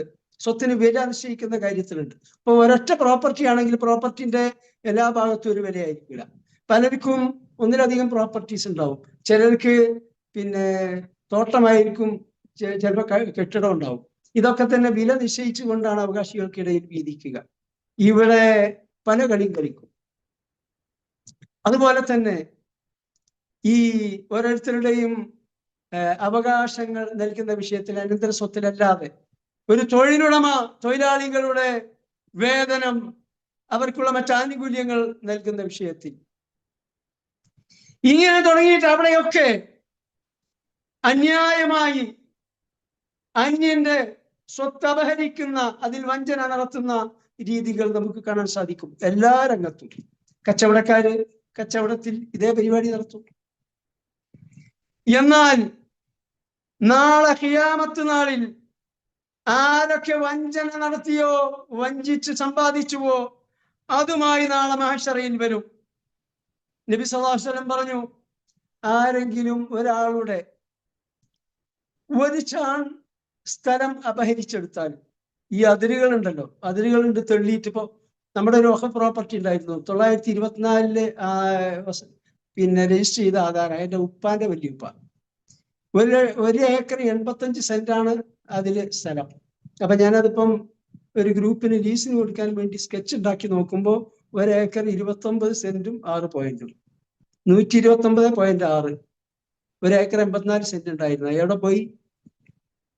അവിടെ റോഡ് വന്നിട്ടുണ്ട്, അതിലൊരു 3 ഭാഗം റോഡ് വന്നിട്ടുണ്ട്, കുറച്ച് സ്ഥലം പോയിട്ടുണ്ട്. ബാക്കിയുള്ളതൊക്കെ അങ്ങോട്ടും ഇങ്ങോട്ടും പോയതാണ്. കാരണം നൂറ്റാണ്ടുകൾക്ക് മുമ്പുള്ളതാണ്. വഖഫ് പ്രോപ്പർട്ടി ആയതുകൊണ്ടാവുന്നു ആരും ശ്രദ്ധിക്കാറുണ്ടായിരുന്നില്ല. അതിരിങ്ങോട്ട് ഇറക്കി അതിങ്ങോട്ട് ഇറക്കിയാലും കൂടെ ഈ കോലായി. ഇങ്ങനെ അതിരുകൾ ഇറക്കിക്കൊണ്ട് അതല്ലാത്ത രൂപത്തിൽ, ഏതൊക്കെ രൂപത്തിൽ ആരെങ്കിലും ഒരു ശാൻ സ്ഥലം തൻ്റെതല്ലാത്തത് അപഹരിച്ചാൽ നബി സല്ലല്ലാഹു അലൈഹി വസല്ലം പറഞ്ഞു 7 ചാൺ സ്ഥലം അല്ലാഹു തആല നാളെ മഹ്ശറ വൻസഭയിൽ അവന്റെ കഴുത്തിൽ കെട്ടിത്തു. ഇതൊക്കെ എങ്ങനെയെന്ന് നമുക്ക് സങ്കല്പിക്കാൻ കഴിയില്ല. കാരണം പാരസ്ത്രിക ലോകം എന്ന് പറഞ്ഞാൽ തീർത്തും വ്യത്യസ്തമായ ഒരു ലോകമാണ്. അതുകൊണ്ട് അതെങ്ങനെയാണ് സംഭവിക്കുക എന്ന് നമുക്ക് ഇപ്പോൾ സങ്കല്പിക്കുക സാധ്യമല്ല, ഗൈബായ കാര്യം. പക്ഷേ ആരാന്റെ സ്വത്ത് അപഹരിച്ചവനാണ് താൻ എന്റെ കഴുത്തിൽ കെട്ടിത്തൂക്കിയിട്ടുള്ളത് ഞാൻ അപഹരിച്ചെടുത്തതാണ് എന്ന് ആ മാനോകര മുഴുവൻ വിളിച്ചു പറയുന്നത് പോലെ ഈ മഹ്ശറ വൻസഭയിൽ അവൻ നിൽക്കേണ്ടി വരും. എന്തൊരു വഷളായ നിൽപ്പായിരിക്കും എന്ന് നോക്കുക. അപ്പൊ അതുകൊണ്ട് ആരെങ്കിലും വഞ്ചിച്ചു കഴിഞ്ഞാൽ ആ വഞ്ചിച്ചതുമായി നാളെ ഖിയാമത്ത് നാളിൽ വരും. ഓരോരുത്തരും സമ്പാദിച്ചതിന്റെ ഫലം അല്ലാഹു തആല അവർക്ക് നൽകും. നല്ലത് ചെയ്തവർക്ക് നല്ല ഫലമായിരിക്കും.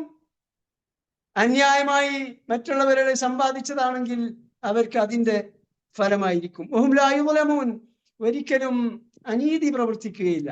ചെയ്യാത്ത കുറ്റത്തിന്റെ പേരിൽ, ഒരിക്കലും നടത്താത്ത വഞ്ചനയുടെ പേരിൽ അല്ലാഹു തആല ശിക്ഷിക്കൂല.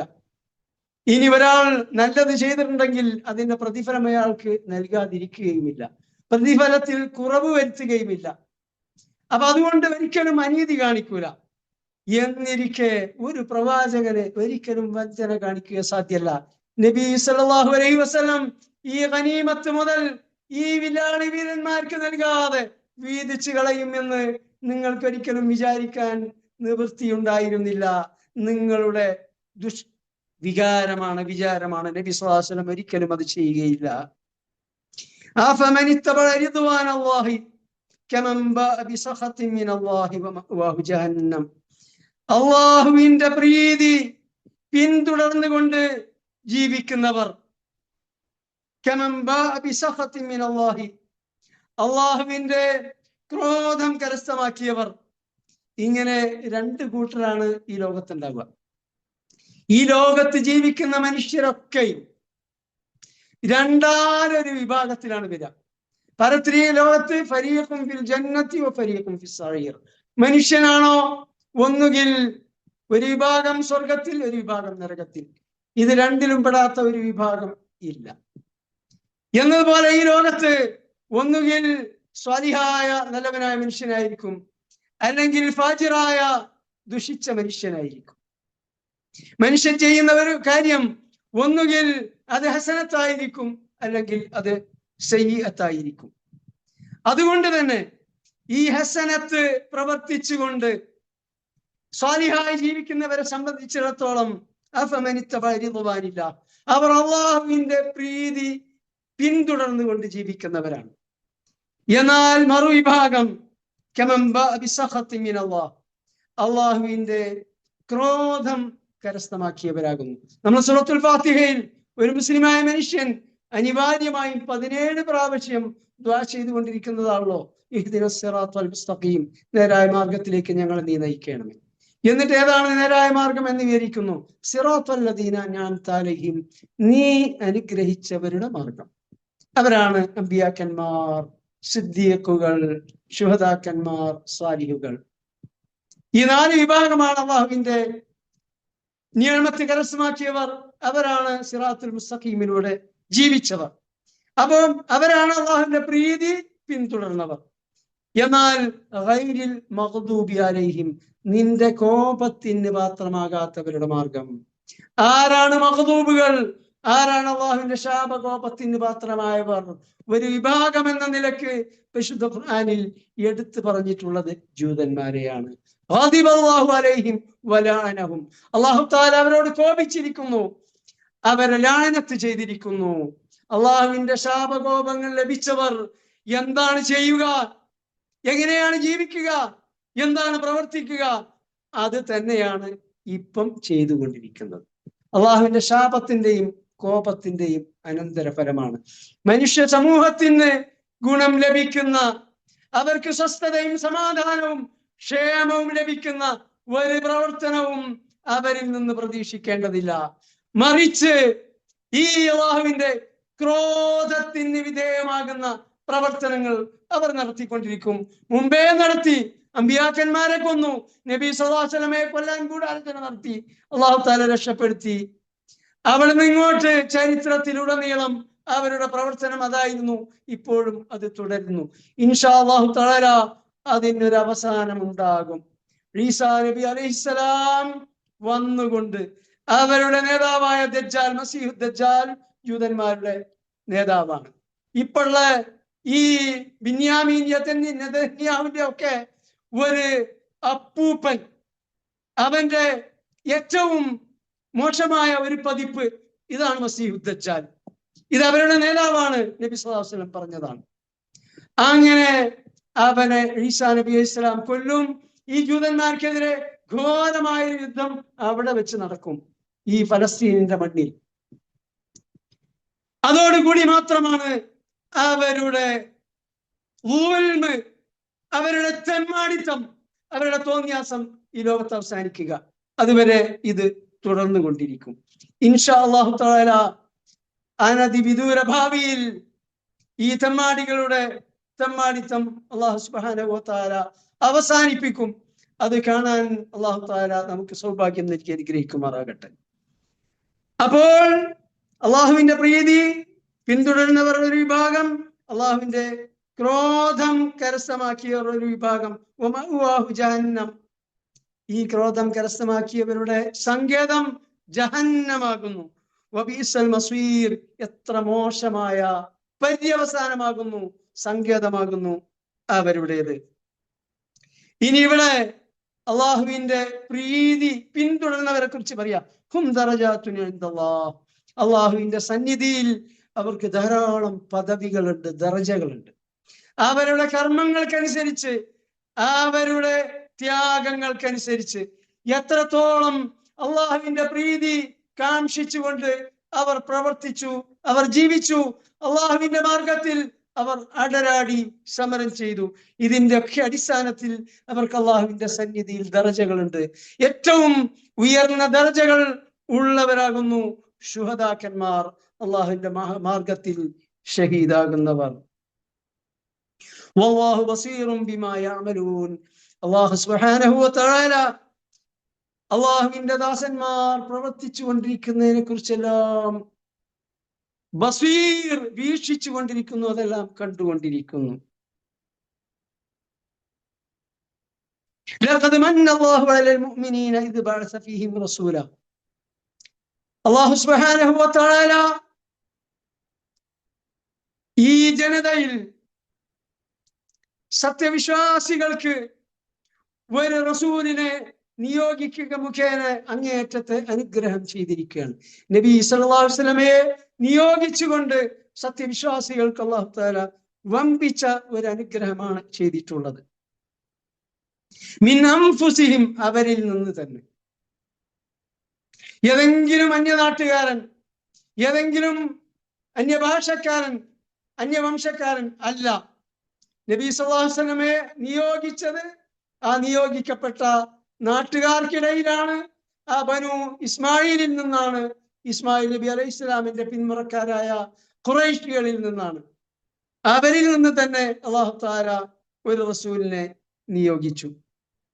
എന്നിട്ടോ എന്താണ് ആ റസൂലിന്റെ ദൗത്യം? ഇത് അടിവരയിട്ട് നാം മനസ്സിലാക്കേണ്ട സംഗതിയാണ്. മുൻപ് പലവട്ടം നാം സൂചിപ്പിച്ചതാണ്, പക്ഷെ ഒന്നും കൂടി അടിവരയിട്ടുകൊണ്ട് നമ്മുടെ മനസ്സിൽ കൊത്തിവെക്കേണ്ട സംഗതിയാണ്.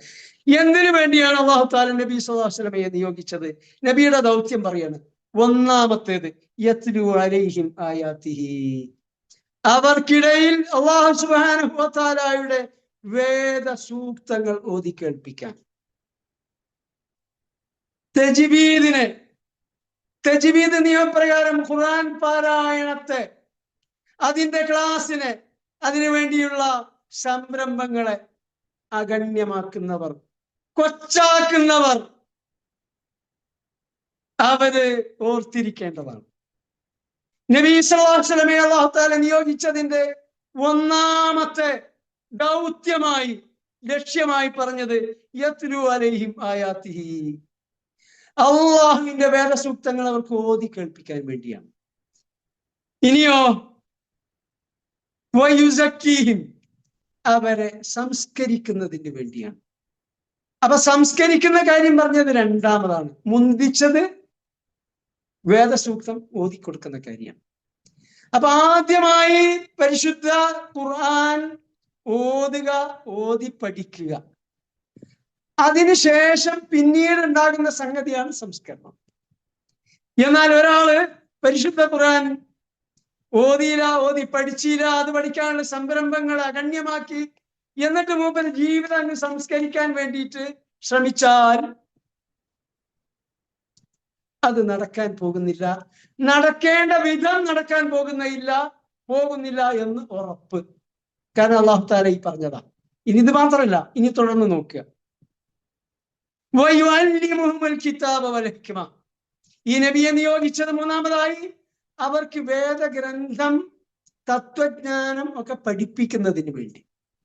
എന്താ ആദ്യം പറഞ്ഞത് തമ്മിൽ വ്യത്യാസം? ആദ്യം പറഞ്ഞ ഓത്താണ്, ഖുർആൻ പാരായണം. രണ്ടാമത് പറഞ്ഞത് തസ്കിയത്താണ്, ജീവിത സംസ്കരണമാണ്. മൂന്നാമത് പറഞ്ഞ് ഇതിന്റെ ആശയ പഠനമാണ്. അതോടൊപ്പം വൽ ഹിക്മ, ഹിക്മത്ത് എന്ന് പറഞ്ഞത് ഈ ഒന്നാമത് പറഞ്ഞത് ഖുർആന്റെ തഫ്സീർ. വയുഅല്ലിമുഹുൽ കിതാബ് എന്ന് പറഞ്ഞാൽ ഖുർആന്റെ തഫ്സീർ, അതിന്റെ ആശയം. രണ്ടാമത് പറഞ്ഞത് സുന്നത്ത്. നേർക്ക് നേരെ ഖുർആന്റെ ആശയം മാത്രം മനസ്സിലാക്കിയാൽ, അത് പഠിച്ചാൽ ഒരിക്കലും പരിശുദ്ധ ഖുർആന്റെ സന്ദേശം പൂർണ്ണമായി ഉൾക്കൊള്ളുക സാധ്യമല്ല. എന്ന് മാത്രമല്ല, ഈ ഖുർആനിൽ അല്ലാഹു തആല കൽപ്പിച്ച കാര്യങ്ങൾ നമുക്ക് പ്രവൃത്തി പദത്തിൽ കൊണ്ടുവരാനും സാധ്യമല്ല. ഒരൊറ്റ ഉദാഹരണം പറഞ്ഞാൽ, നമസ്കാരം ഖുർആനിൽ കൽപ്പിച്ചതാണ്. ഇന്ന സ്വലാത്ത കാനത്ത് അലൽ മുഅ്മിനീന കിതാബൻ മൗഖൂത, തീർച്ചയായും നമസ്കാരം അല്ലാഹു തആല സമയം നിശ്ചയിച്ചിട്ടുള്ള നിർബന്ധ കർമ്മമാകുന്നു, ഫർളാകുന്നു. ശരി, ഇത് ഏതൊക്കെ സമയം, എത്ര വക്താണ് നിസ്കാരം, ഓരോ നിസ്കാരത്തിന്റെ റക്അത്ത് എന്താണ്, ആ നമസ്കാരം എങ്ങനെ തുടങ്ങണം, എങ്ങനെ അവസാനിപ്പിക്കണം, ഇതിന്റെ ഇടയിൽ എന്താണ് ചൊല്ലാനും പറയാനുള്ളത്, ഇത്യാദി കാര്യങ്ങളൊന്നും പരിശുദ്ധ ഖുർആനിൽ നിന്ന് കൃത്യമായി നമുക്ക് ലഭിക്കുകയില്ല. സൂചനകൾ മാത്രമേ ഉള്ളൂ. ആ സൂചനകൾ കണ്ടുകൊണ്ട് ഒരിക്കലും നബി സല്ലല്ലാഹു അലൈഹി വസല്ലം നമസ്കരിച്ച് കാണിച്ചതുപോലെ നമുക്ക് നമസ്കരിക്കാൻ നിർവാഹമില്ല, സാധിക്കുകയില്ല. അങ്ങനെ നമസ്കരിക്കാൻ ശ്രമിച്ചതാണ് കേരളത്തിലെ ചേകന്നൂർ മൗലവിയുടെ ഒരു കൂട്ടിലുണ്ട്, അഹ്ലുൽ ഖുർആൻ എന്ന പേര്, ഖുർആന്റെ ആൾക്കാരുന്ന്. അവര് പറഞ്ഞ് സുന്നത്ത് പ്രമാണമല്ല, നബിയുടെ സുന്നത്ത് പ്രമാണമല്ല, അത് ഫോളോ ചെയ്യേണ്ടതില്ല, ഖുർആൻ പ്രകാരം അമൽ ചെയ്യേണ്ടത്. അങ്ങനെ അവരങ്ങ് കേൾക്കും. അപ്പൊ എന്ത് സംഭവിക്കും? 2 വക്തേ ഉള്ളൂ നിസ്കാരം. 5 വക്ത് ഖുർആനിൽ കൃത്യമായിട്ട് കിട്ടൂല, 2 വക്തേ കൃത്യമായിട്ട് കിട്ടുള്ളൂ. അപ്പൊ നിസ്കാരം 2 വക്തായി. പിന്നെയോ ഖുർആൻ പറഞ്ഞത് വർക്കഉ വസ്ജുദു, നിങ്ങൾ റുക്കൂ ചെയ്യുക, സുജൂദ് ചെയ്യുക എന്നാ. അപ്പൊ റുക്കൂ കഴിഞ്ഞാൽ നേരെ മൂക്ക് കുത്തലാണ് സുജൂദ്ക്ക്. അവരങ്ങനെയാണ്. കാരണം എന്താ വെച്ചാൽ അതിന്റെ ഇടയിലുള്ള ഇത്തിദാല്, സുജൂദിന്റെ ഇടയിലുള്ള ഇരുത്തം, ഇതൊന്നും ഖുർആൻ നോക്കിയാൽ കിട്ടൂല. ഇനി അതൊക്കെ കഴിഞ്ഞിട്ട് സലാം വീടുന്ന കാര്യം, അസ്സലാമു അലൈക്കും വറഹ്മത്തുള്ളാഹി, ഖുർആനില്ല. അവരൊക്കെ എങ്ങനെ അറിയോ? അങ്ങ് ഈച്ചു പോക്കാം. ഇതിപ്പോ ഞാൻ ചെറിയൊരു സാമ്പിൾ മാത്രം പറഞ്ഞതാണ്. ഇതാണ് അവരക്കാരം. ഈ ബാക്കിയുള്ള കാര്യത്തിന്റെ കാര്യം എന്താ പറയാനുള്ളത്?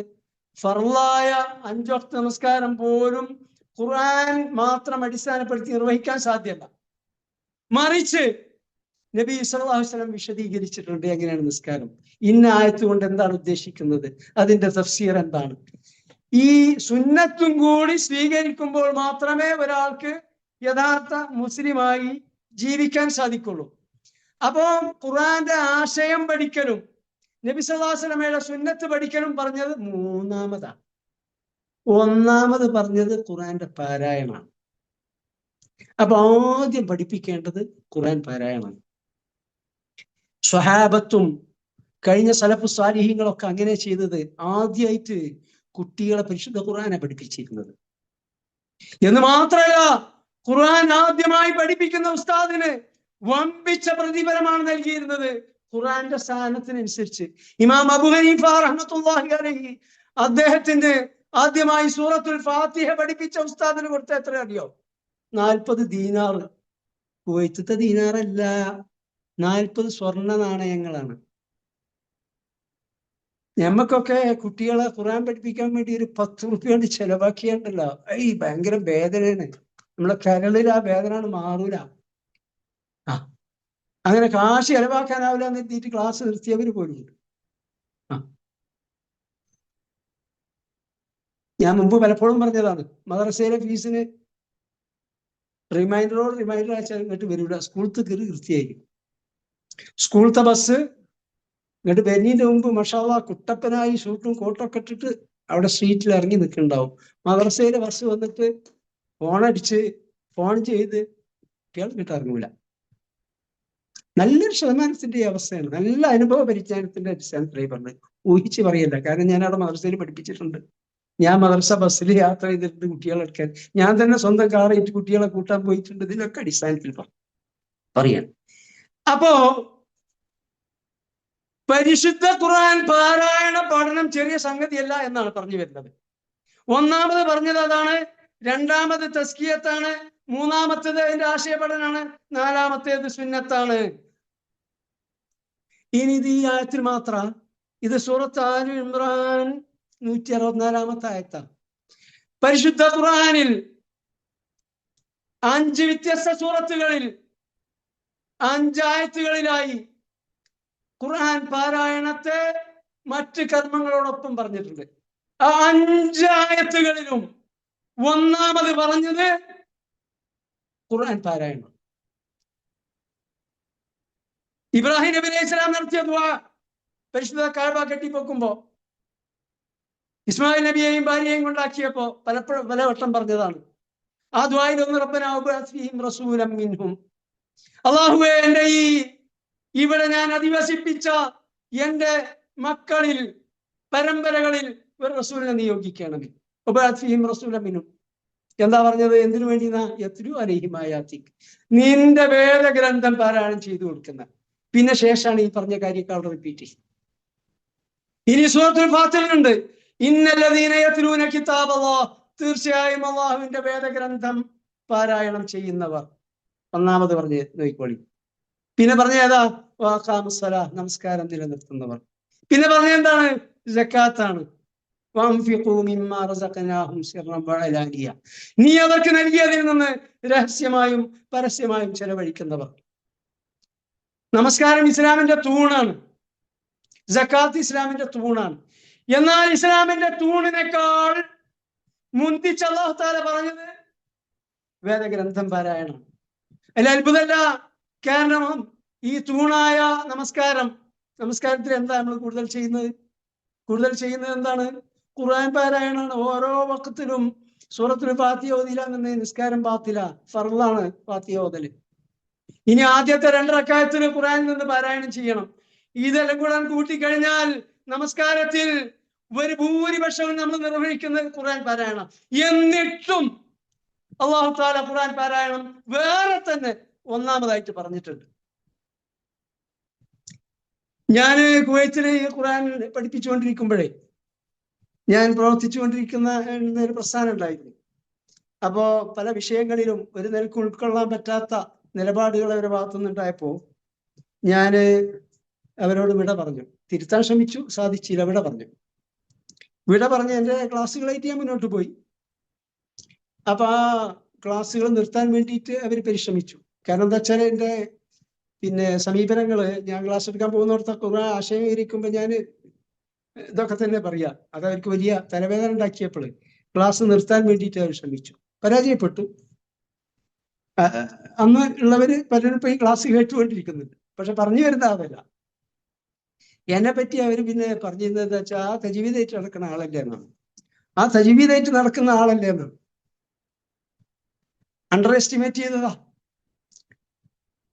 പക്ഷേ ഇവിടെ പഠിപ്പിക്കുന്നത് അല്ലാഹു തആലയുടെ കിതാബാണ് എന്ന് ആ സാധുക്കൾ ആലോചിച്ചില്ല. ഈ കിതാബ് ഓതുകയും ഓതി പഠിപ്പിക്കുകയും ചെയ്യുന്നവരുടെ സ്ഥാനം എന്താണ് എന്ന് അല്ലാഹു തആല ഈ ഖുർആനിൽ ആവർത്തിച്ച് 5 വട്ടം പറഞ്ഞൊന്നും വരെ തരി കയറിയില്ല. എന്താ സംഭവിച്ചത്? തോറ്റു തൊപ്പി അങ്ങോട്ട് ഇട്ടു. നിർത്താനുള്ള ശ്രമം, ഒരു ക്ലാസ് പോലും മുടക്കാൻ അവർക്ക് സാധിച്ചില്ല. ഇതിവിടെ പറയാൻ കാരണം അവരെ മോശാക്കാനല്ല, മറിച്ച് ഖുർആൻ പാരായണത്തിന്റെ സ്ഥാനം ഒന്ന് മനസ്സിലാക്കാൻ വേണ്ടി. ഇനി വേറെ സാന്ദർഭികമായിട്ട് ഒന്നുകൂടെ പറയും. ഈ ഖുർആൻ പാരായണം, അത് പഠിപ്പിക്കല്, അത് നമ്മള് ചെയ്യുമ്പോൾ തീർച്ചയായും അല്ലാഹു തആല പറഞ്ഞ ഈ ഖൈറും ബർക്കത്തും കിട്ടും. എന്നാൽ ഇതല്ലാത്ത മേഖലകളിലും ഈ പ്രവർത്തനം നടത്തുന്നവർക്ക് അല്ലാഹു സുബ്ഹാനഹു വ തആല റീച്ച് കൊടുക്കും. യാതൊരു സംശയവും വേണ്ട. അനുഭവ പരിജ്ഞാനത്തിന്റെ അടിസ്ഥാനത്തിലാണ് ഈ പറയുന്നത്. ഞാൻ കുവൈത്തിൽ നിന്ന് റിസൈൻ ചെയ്ത് പോന്നിട്ട് 6 കൊല്ലം കഴിഞ്ഞു. ഞാൻ പിന്നെ അങ്ങോട്ട് വിസിറ്റിങ്ങിന് പോലും പോയിട്ടില്ല. പലരും ക്ഷണിക്കാറുണ്ട്, വിസ അയക്കാൻ നിൽക്കാറുണ്ട്, ഞാൻ പോയിട്ടില്ല. എന്നാൽ ഞാൻ ഇങ്ങോട്ട് പോന്ന ശേഷം ഈ 6 കൊല്ലം എനിക്ക് അവിടുന്ന് റിസൈൻ ചെയ്ത് പോരുന്നതിൽ അതിയായ ഖേദമുള്ള ചില കാര്യങ്ങൾ ഉണ്ടായിരുന്നു. അതിൽ ഏറ്റവും ടോപ്പിൽ നിൽക്കുന്ന 2 സംഗതി. ഒന്നെന്താ വെച്ചാല്, കുവൈത്തിലുള്ള പള്ളികളിലുള്ള ആ നമസ്കാരം, അത് ജമാഅത്ത് നമസ്കാരമാവട്ടെ, റമദാനിലെ തറാവീഹ് ഖിയാമിന്റെ കാര്യമാണെങ്കിൽ പറയുകയും വേണ്ട. അത് നഷ്ടപ്പെടുമല്ലോ. നമ്മുടെ നാട്ടിൽ വന്ന ഒരിക്കലും അത് ലഭിക്കാൻ പോകുന്നില്ല, ലഭിച്ചിട്ടുമില്ല. ഇതാണ് വലിയ ഒരു സങ്കടം ഉണ്ടായിരുന്നത്. വേറൊരു കാര്യം എന്താന്ന് വെച്ചാല്, അവിടെ കുവൈത്തിൽ ഉണ്ടാകുമ്പോൾ നമ്മളെ പരിചിതരായ കുവൈത്തികളുണ്ട്. അപ്പൊ നാട്ടിൽ നിന്ന് ഏതെങ്കിലും പെൺകുട്ടികളെ കെട്ടിക്കുന്ന കാര്യമോ, അല്ലെങ്കിൽ വല്ല കുടിവെള്ളം ഇല്ലാത്ത ആരുടെ ആർക്കെങ്കിലും കിണറിന്റെ കാര്യമോ, ഇനി അതുമല്ല റമദാൻ മാസമൊക്കെ വരുമ്പോ എന്തെങ്കിലും പാവപ്പെട്ട ആളുകൾക്ക് റമദാൻ കിറ്റ് കൊടുക്കുന്ന കാര്യമോ ഒക്കെ അവരോട് പറഞ്ഞിട്ട് എന്തെങ്കിലുമൊക്കെ ചെയ്യാൻ സാധിക്കുമായിരുന്നു. പരിമിതമായ രൂപത്തിലേ അന്ന് നടന്നിരുന്നുള്ളൂ. പക്ഷേ അത് ദശകങ്ങളിലൂടെ നടന്നു വന്നിട്ടുണ്ട്. ഈ കിറ്റ് വിതരണം മിക്കവാറും 10-20 വർഷമായിട്ട് നമ്മൾ ആരംഭിച്ചതാണ്. അപ്പൊ അതൊക്കെ ഇനി ചെയ്യാൻ സാധിക്കുകയില്ലല്ലോ എന്ന ഒരു വലിയ ഖേദം അതിലുണ്ടായിരുന്നു. എന്നാൽ ഇവിടെ വന്നിട്ട് എന്താ സംഭവിച്ചത്? അന്നുള്ളതിന്റെ 10 മടങ്ങ് ആ എല്ലാ കാര്യങ്ങളും നിർവഹിക്കാൻ സാധിച്ചുകൊണ്ടിരിക്കുന്നു. കിറ്റ് ഈ കഴിഞ്ഞ 20 കൊല്ലത്തിൽ ഏറ്റവും റെക്കോർഡ് വിതരണം 27,000 കിലോ ഭക്ഷ്യവസ്തുക്കൾ ഈ വർഷം കൊടുക്കാൻ സാധിച്ചു. ഒരു തല വയനാടാണെങ്കിൽ മറ്റൊരു തല ഓച്ചിറ. ഇത് റമദാൻ കിറ്റിന്റെ കാര്യം. ഇനി കിണറുകൾ, ഞാൻ ഇപ്പൊ ഈ നാട്ടിൽ സെറ്റിൽ ചെയ്ത ശേഷം ഒരു 10-15 കിണറുകൾ കുഴിക്കാൻ സാധിച്ചിട്ടുണ്ട്. ഇപ്പം 2 കിണർ കുഴിച്ചുകൊണ്ടേയിരിക്കും. ഓപ്പൺ കിണറാണ്, വലിയ ബജറ്റുള്ളതാണ്. കാരണം ഉയർന്ന പ്രദേശമാണ്. ഒന്ന് 26 വീട്ടുകാർക്ക് കുടിവെള്ളം ലഭിക്കുന്നതാണ്, ഒന്ന് 19 വീട്ടുകാർക്ക്. നടന്നുകൊണ്ടേയിരിക്കുകയാണ്. അതിന്റെ റിങ് ഇറക്കലും എല്ലാം കൂടെ ആയിട്ട് വലിയ ഒരു 6-7 ലക്ഷം ഒക്കെ ചെലവ് വരുന്ന ബജറ്റുകളാണ്. അത് നടന്നുകൊണ്ടിരിക്കുന്നു. 10-15 കിണർ ഓൾറെഡി കുഴൽക്കിണറാണ്, അധികം നേരത്തെ കുഴിച്ചു കഴിഞ്ഞിട്ടുണ്ട്. ഇപ്പൊ നാട്ടിൽ സെറ്റിൽ ചെയ്ത കാര്യം. ഞാൻ കുവൈത്തിലുള്ളപ്പോൾ ഒരു പള്ളി പോലും ഉണ്ടാക്കാൻ സാധിച്ചിട്ടില്ല. പള്ളി ആരെങ്കിലുമൊക്കെ പറയാൻ എന്തെങ്കിലും സഹായിക്കാൻ സാധിച്ചേക്കും എന്നല്ലാതെ 5 പള്ളികൾ നമുക്ക് നിർമ്മിക്കാൻ സാധിച്ചു. ഇനി പാവപ്പെട്ടവരുടെ വീട്, 2 വീട് പണി നടന്നുകൊണ്ടിരിക്കും. പൂർണ്ണമായി നമ്മൾ ചെയ്യാന്നല്ല, പക്ഷേ ഈ കുവൈത്തിൽ ജീവിച്ചതിന്റെ അടിസ്ഥാനത്തിലുള്ള ബന്ധങ്ങൾ ഉപയോഗപ്പെടുത്തിക്കൊണ്ട് എന്നാണ് ഈ പറയുന്നത്. 2 വീട് പണി നടന്നുകൊണ്ടേയിരിക്കുന്നത്. ഇങ്ങനെ ധാരാളം ഖൈറുകൾ നിർവഹിക്കാൻ സാധിക്കുന്നു. ഇതൊക്കെ തന്നെ കുവൈത്തികൾ അയക്കുന്നത്. ഞാൻ ഇങ്ങോട്ട് പോന്ന ശേഷം കേവലം ഫോണിലൂടെയുള്ള ബന്ധം മാത്രം. അപ്പൊ ഇവിടെ നമ്മള് അല്ലാഹു തആലയുടെ കിതാബുമായി മശ്ഗൂലായി കഴിഞ്ഞാൽ ജീവിതത്തിന്റെ എല്ലാ മേഖലകളിലും എല്ലാ തുറകളിലും അള്ളാഹു താല നമുക്ക് തുറസ് നൽകും. അള്ളാഹു താല നമുക്ക് റേറ്റിംഗ് നൽകും. നമ്മുടെ വാക്കിന് വല്ലാത്തൊരു വില ഉണ്ടാവും. വല്ലാത്ത വില എന്ന് പറഞ്ഞാൽ വല്ലാത്ത വില. ശരിക്ക് നമുക്ക് സ്വയം അത്ഭുതപ്പെട്ടു. ചില സംഗതി ഒരിക്കലും സാധിക്കൂല എന്ന് തോന്നുന്ന ഒരു സംഗതിയാണ്. പക്ഷെ അങ്ങേയറ്റത്തെ അർഹിക്കുന്ന ഒരു കേസായിരിക്കും. ഒരാൾക്ക് നമ്മളെ കൂട്ടത്തിൽ പെട്ടാക്കും, അത് കുവൈത്തികളും അല്ലാത്തവർ, ഒരു SMS മാത്രമല്ല, വിളിക്കാറില്ല, SMS അയച്ചാൽ തന്നെ ഒരു സംഗതിയുണ്ട്, ഇന്നൊരു വിഷയമുണ്ട്. ഉടനെ തന്നെ അക്കൗണ്ട് നമ്പർ ചോദിച്ചിട്ടാണ് റിപ്ലൈ വരാറുള്ളത്. 1, 2, 3, 4, 5 കേസല്ല, അനേകം. എന്തുകൊണ്ട്? നമ്മുടെ വൽപ്പത്തരം കൊണ്ടല്ല. ഈ അല്ലാഹു സുബ്ഹാനഹു വ തആലയുടെ കിതാബ് യത്ലു അലൈഹിം ആയാതിഹി, അല്ലാഹുവിന്റെ വേദഗ്രന്ഥം, അതിന്റെ ആയത്തുകൾ ഓതിക്കൊടുക്കുക എന്നത് ലോകത്ത് ഒരാൾക്ക് നിർവഹിക്കാൻ സാധിക്കുന്ന ഏറ്റവും മഹത്തായ കർമ്മമാണ്. ആ കർമ്മം നിർവഹിക്കുന്നവർ അവരുടെ വലിയ അല്ലാമമാരാവണ്ട, അവര് വലിയ ധനാഢ്യരാവണ്ട, അവര് വലിയ പേരും ചൂരുമുള്ളവരാവണ്ട, അവരെ പേര് കേട്ടാൽ അല്ലാഹു അക്ബർ എന്ന് ചൊല്ലുന്ന അനുയായികളൊന്നും വേണ്ട. അവർക്ക് അല്ലാഹു സുബ്ഹാനഹു വ തആല നിലയും വിലയും നൽകും. അവരാഗ്രഹിച്ചത് അല്ലാഹു തആല നിവർത്തി കൊടുക്കും. അവര് പറഞ്ഞത് കേൾക്കാൻ അല്ലാഹുവിന്റെ സാലിഹീങ്ങളായ ദാസന്മാരെ അല്ലാഹു തആല ഏർപ്പെടുത്തി കൊടുക്കും. വ്യക്തമായ അനുഭവത്തിന്റെ അടിസ്ഥാനത്തിലാണ്. അവർക്കെതിരെ രംഗത്ത് വരുന്നവർ എത്ര വലിയ പ്രസ്ഥാനങ്ങളാണെങ്കിലും തോറ്റ് തൊപ്പിയിടും. അതുകൊണ്ട് പരിശുദ്ധ ഖുർആൻ പാരായണം, അതിന്റെ പഠനം, അത് മറ്റുള്ളവർക്ക് പഠിപ്പിച്ചു കൊടുക്കൽ, ഇതൊരു ചെറിയ കാര്യമായി മനസ്സിലാക്കരുത്. ഇതാണ് ഏറ്റവും വലിയ കാര്യം. അതൊന്ന് പരത്തി പറയാൻ തന്നെ ഞാൻ ഉദ്ദേശിച്ചതാണ്.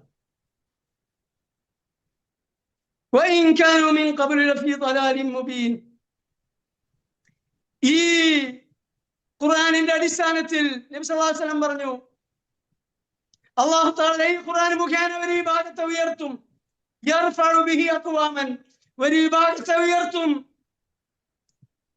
എന്നാൽ വയദഉ ബിഹി ആഖരീൻ, ഈ ഖുർആൻ മുഖേന തന്നെ മറ്റൊരു വിഭാഗത്തെ അല്ലാഹു തആല താഴ്ത്തുകയും ചെയ്യും. ഈ ഖുർആൻ അംഗീകരിച്ചു, അത് പാരായണം ചെയ്തു, അത് പഠിപ്പിച്ചു, അതിന്റെ മാർഗത്തിൽ പ്രവർത്തിച്ചു, അവർ അല്ലാഹു തആല ഉയർത്തും. എന്നാൽ ഈ ഖുർആൻ അഗണ്യമാക്കി, അത് പഠിക്കാൻ തയ്യാറായില്ല, അതിനെ അവഗണിച്ചു, വയദഉ ബിഹി ആഖരീൻ, അങ്ങനെയുള്ള അല്ലാഹു തആല താഴ്ത്തിക്കളയും.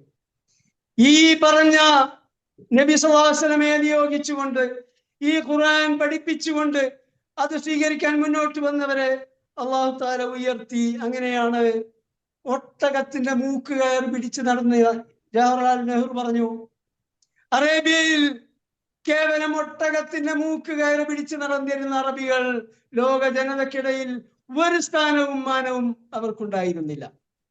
അവരെ കുറിച്ച് ആരും അറിയുമായിരുന്നില്ല. കച്ചവടക്കാരായിരുന്നു, കച്ചവടം നടത്താറുണ്ടായിരുന്നു. അവരുമായി കച്ചവടം നടത്തുന്നവർ, അവർക്കറിയാമെന്നതിൽ കവിഞ്ഞ് അറബികൾക്ക് ഒരു പേരും ചൂരുമുണ്ടായിരുന്നില്ല.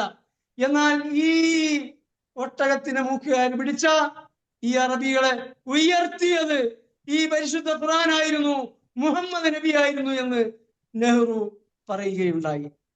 ഇതാണ് സംഭവിച്ചത്. അവർ ലോകത്തിന്റെ ജേതാക്കളായി, ലോകത്തെ മുഴുവൻ നയിക്കുന്നവരായി. അവർക്കെതിരെ വീരനുയർത്താൻ ധൈര്യമുള്ള ആരുമില്ലാത്ത ഒരു ഘട്ടം ലോകത്ത് വന്നു. ഇതിനു മുൻപ്, ഈ നബി നിയോഗിക്കപ്പെടുന്നതിന് മുൻപ്, ഈ പരിശുദ്ധ ഖുർആൻ അവതരിപ്പിക്കപ്പെടുന്നതിന് മുൻപ്, ഇത് സ്വീകരിക്കുന്നതിന് മുൻപ് ലഫീ ളലാലിൻ മുബീൻ, അവർ വ്യക്തമായ വഴികേടിലായിരുന്നു, ജാഹിലിയത്തിലായിരുന്നു. അവരെ ഉയർത്തിയത്, അവരെ വളർത്തിയത്, അവരെ ജേതാക്കളാക്കിയത്, അവരെ ലോകം നയിക്കുന്നവരാക്കിയത് ഈ പരിശുദ്ധ ഖുർആനാണ്, നബി സല്ലല്ലാഹു അലൈഹി വസല്ലമയാണ്. അല്ലാഹു സുബ്ഹാനഹു വ തആല പരിശുദ്ധ ഖുർആൻ പാരായണം ചെയ്യുകയും അത് പഠിക്കുകയും അത് പ്രകാരം അമൽ ചെയ്യുകയും അങ്ങനെ ജീവിതം സംസ്കരിക്കുകയും ചെയ്തുകൊണ്ട് ഏറ്റവും ഉത്തമന്മാരെ നബി സല്ലല്ലാഹു അലൈഹി വസല്ലം വിശേഷിപ്പിച്ച ആ സാലിഹീങ്ങളുടെ കൂട്ടത്തിൽ നമ്മെ ഉൾപ്പെടുത്തി അനുഗ്രഹിക്കുമാറാകട്ടെ. അസ്സലാമു അലൈക്കും വറഹ്മത്തുള്ളാഹി വബറകാതുഹു. വലൈക്കും അസ്സലാം വറഹ്മത്തുള്ളാഹി വബറകാതുഹു. വലൈക്കും അസ്സലാം വറഹ്മത്തുള്ളാഹി. Stop.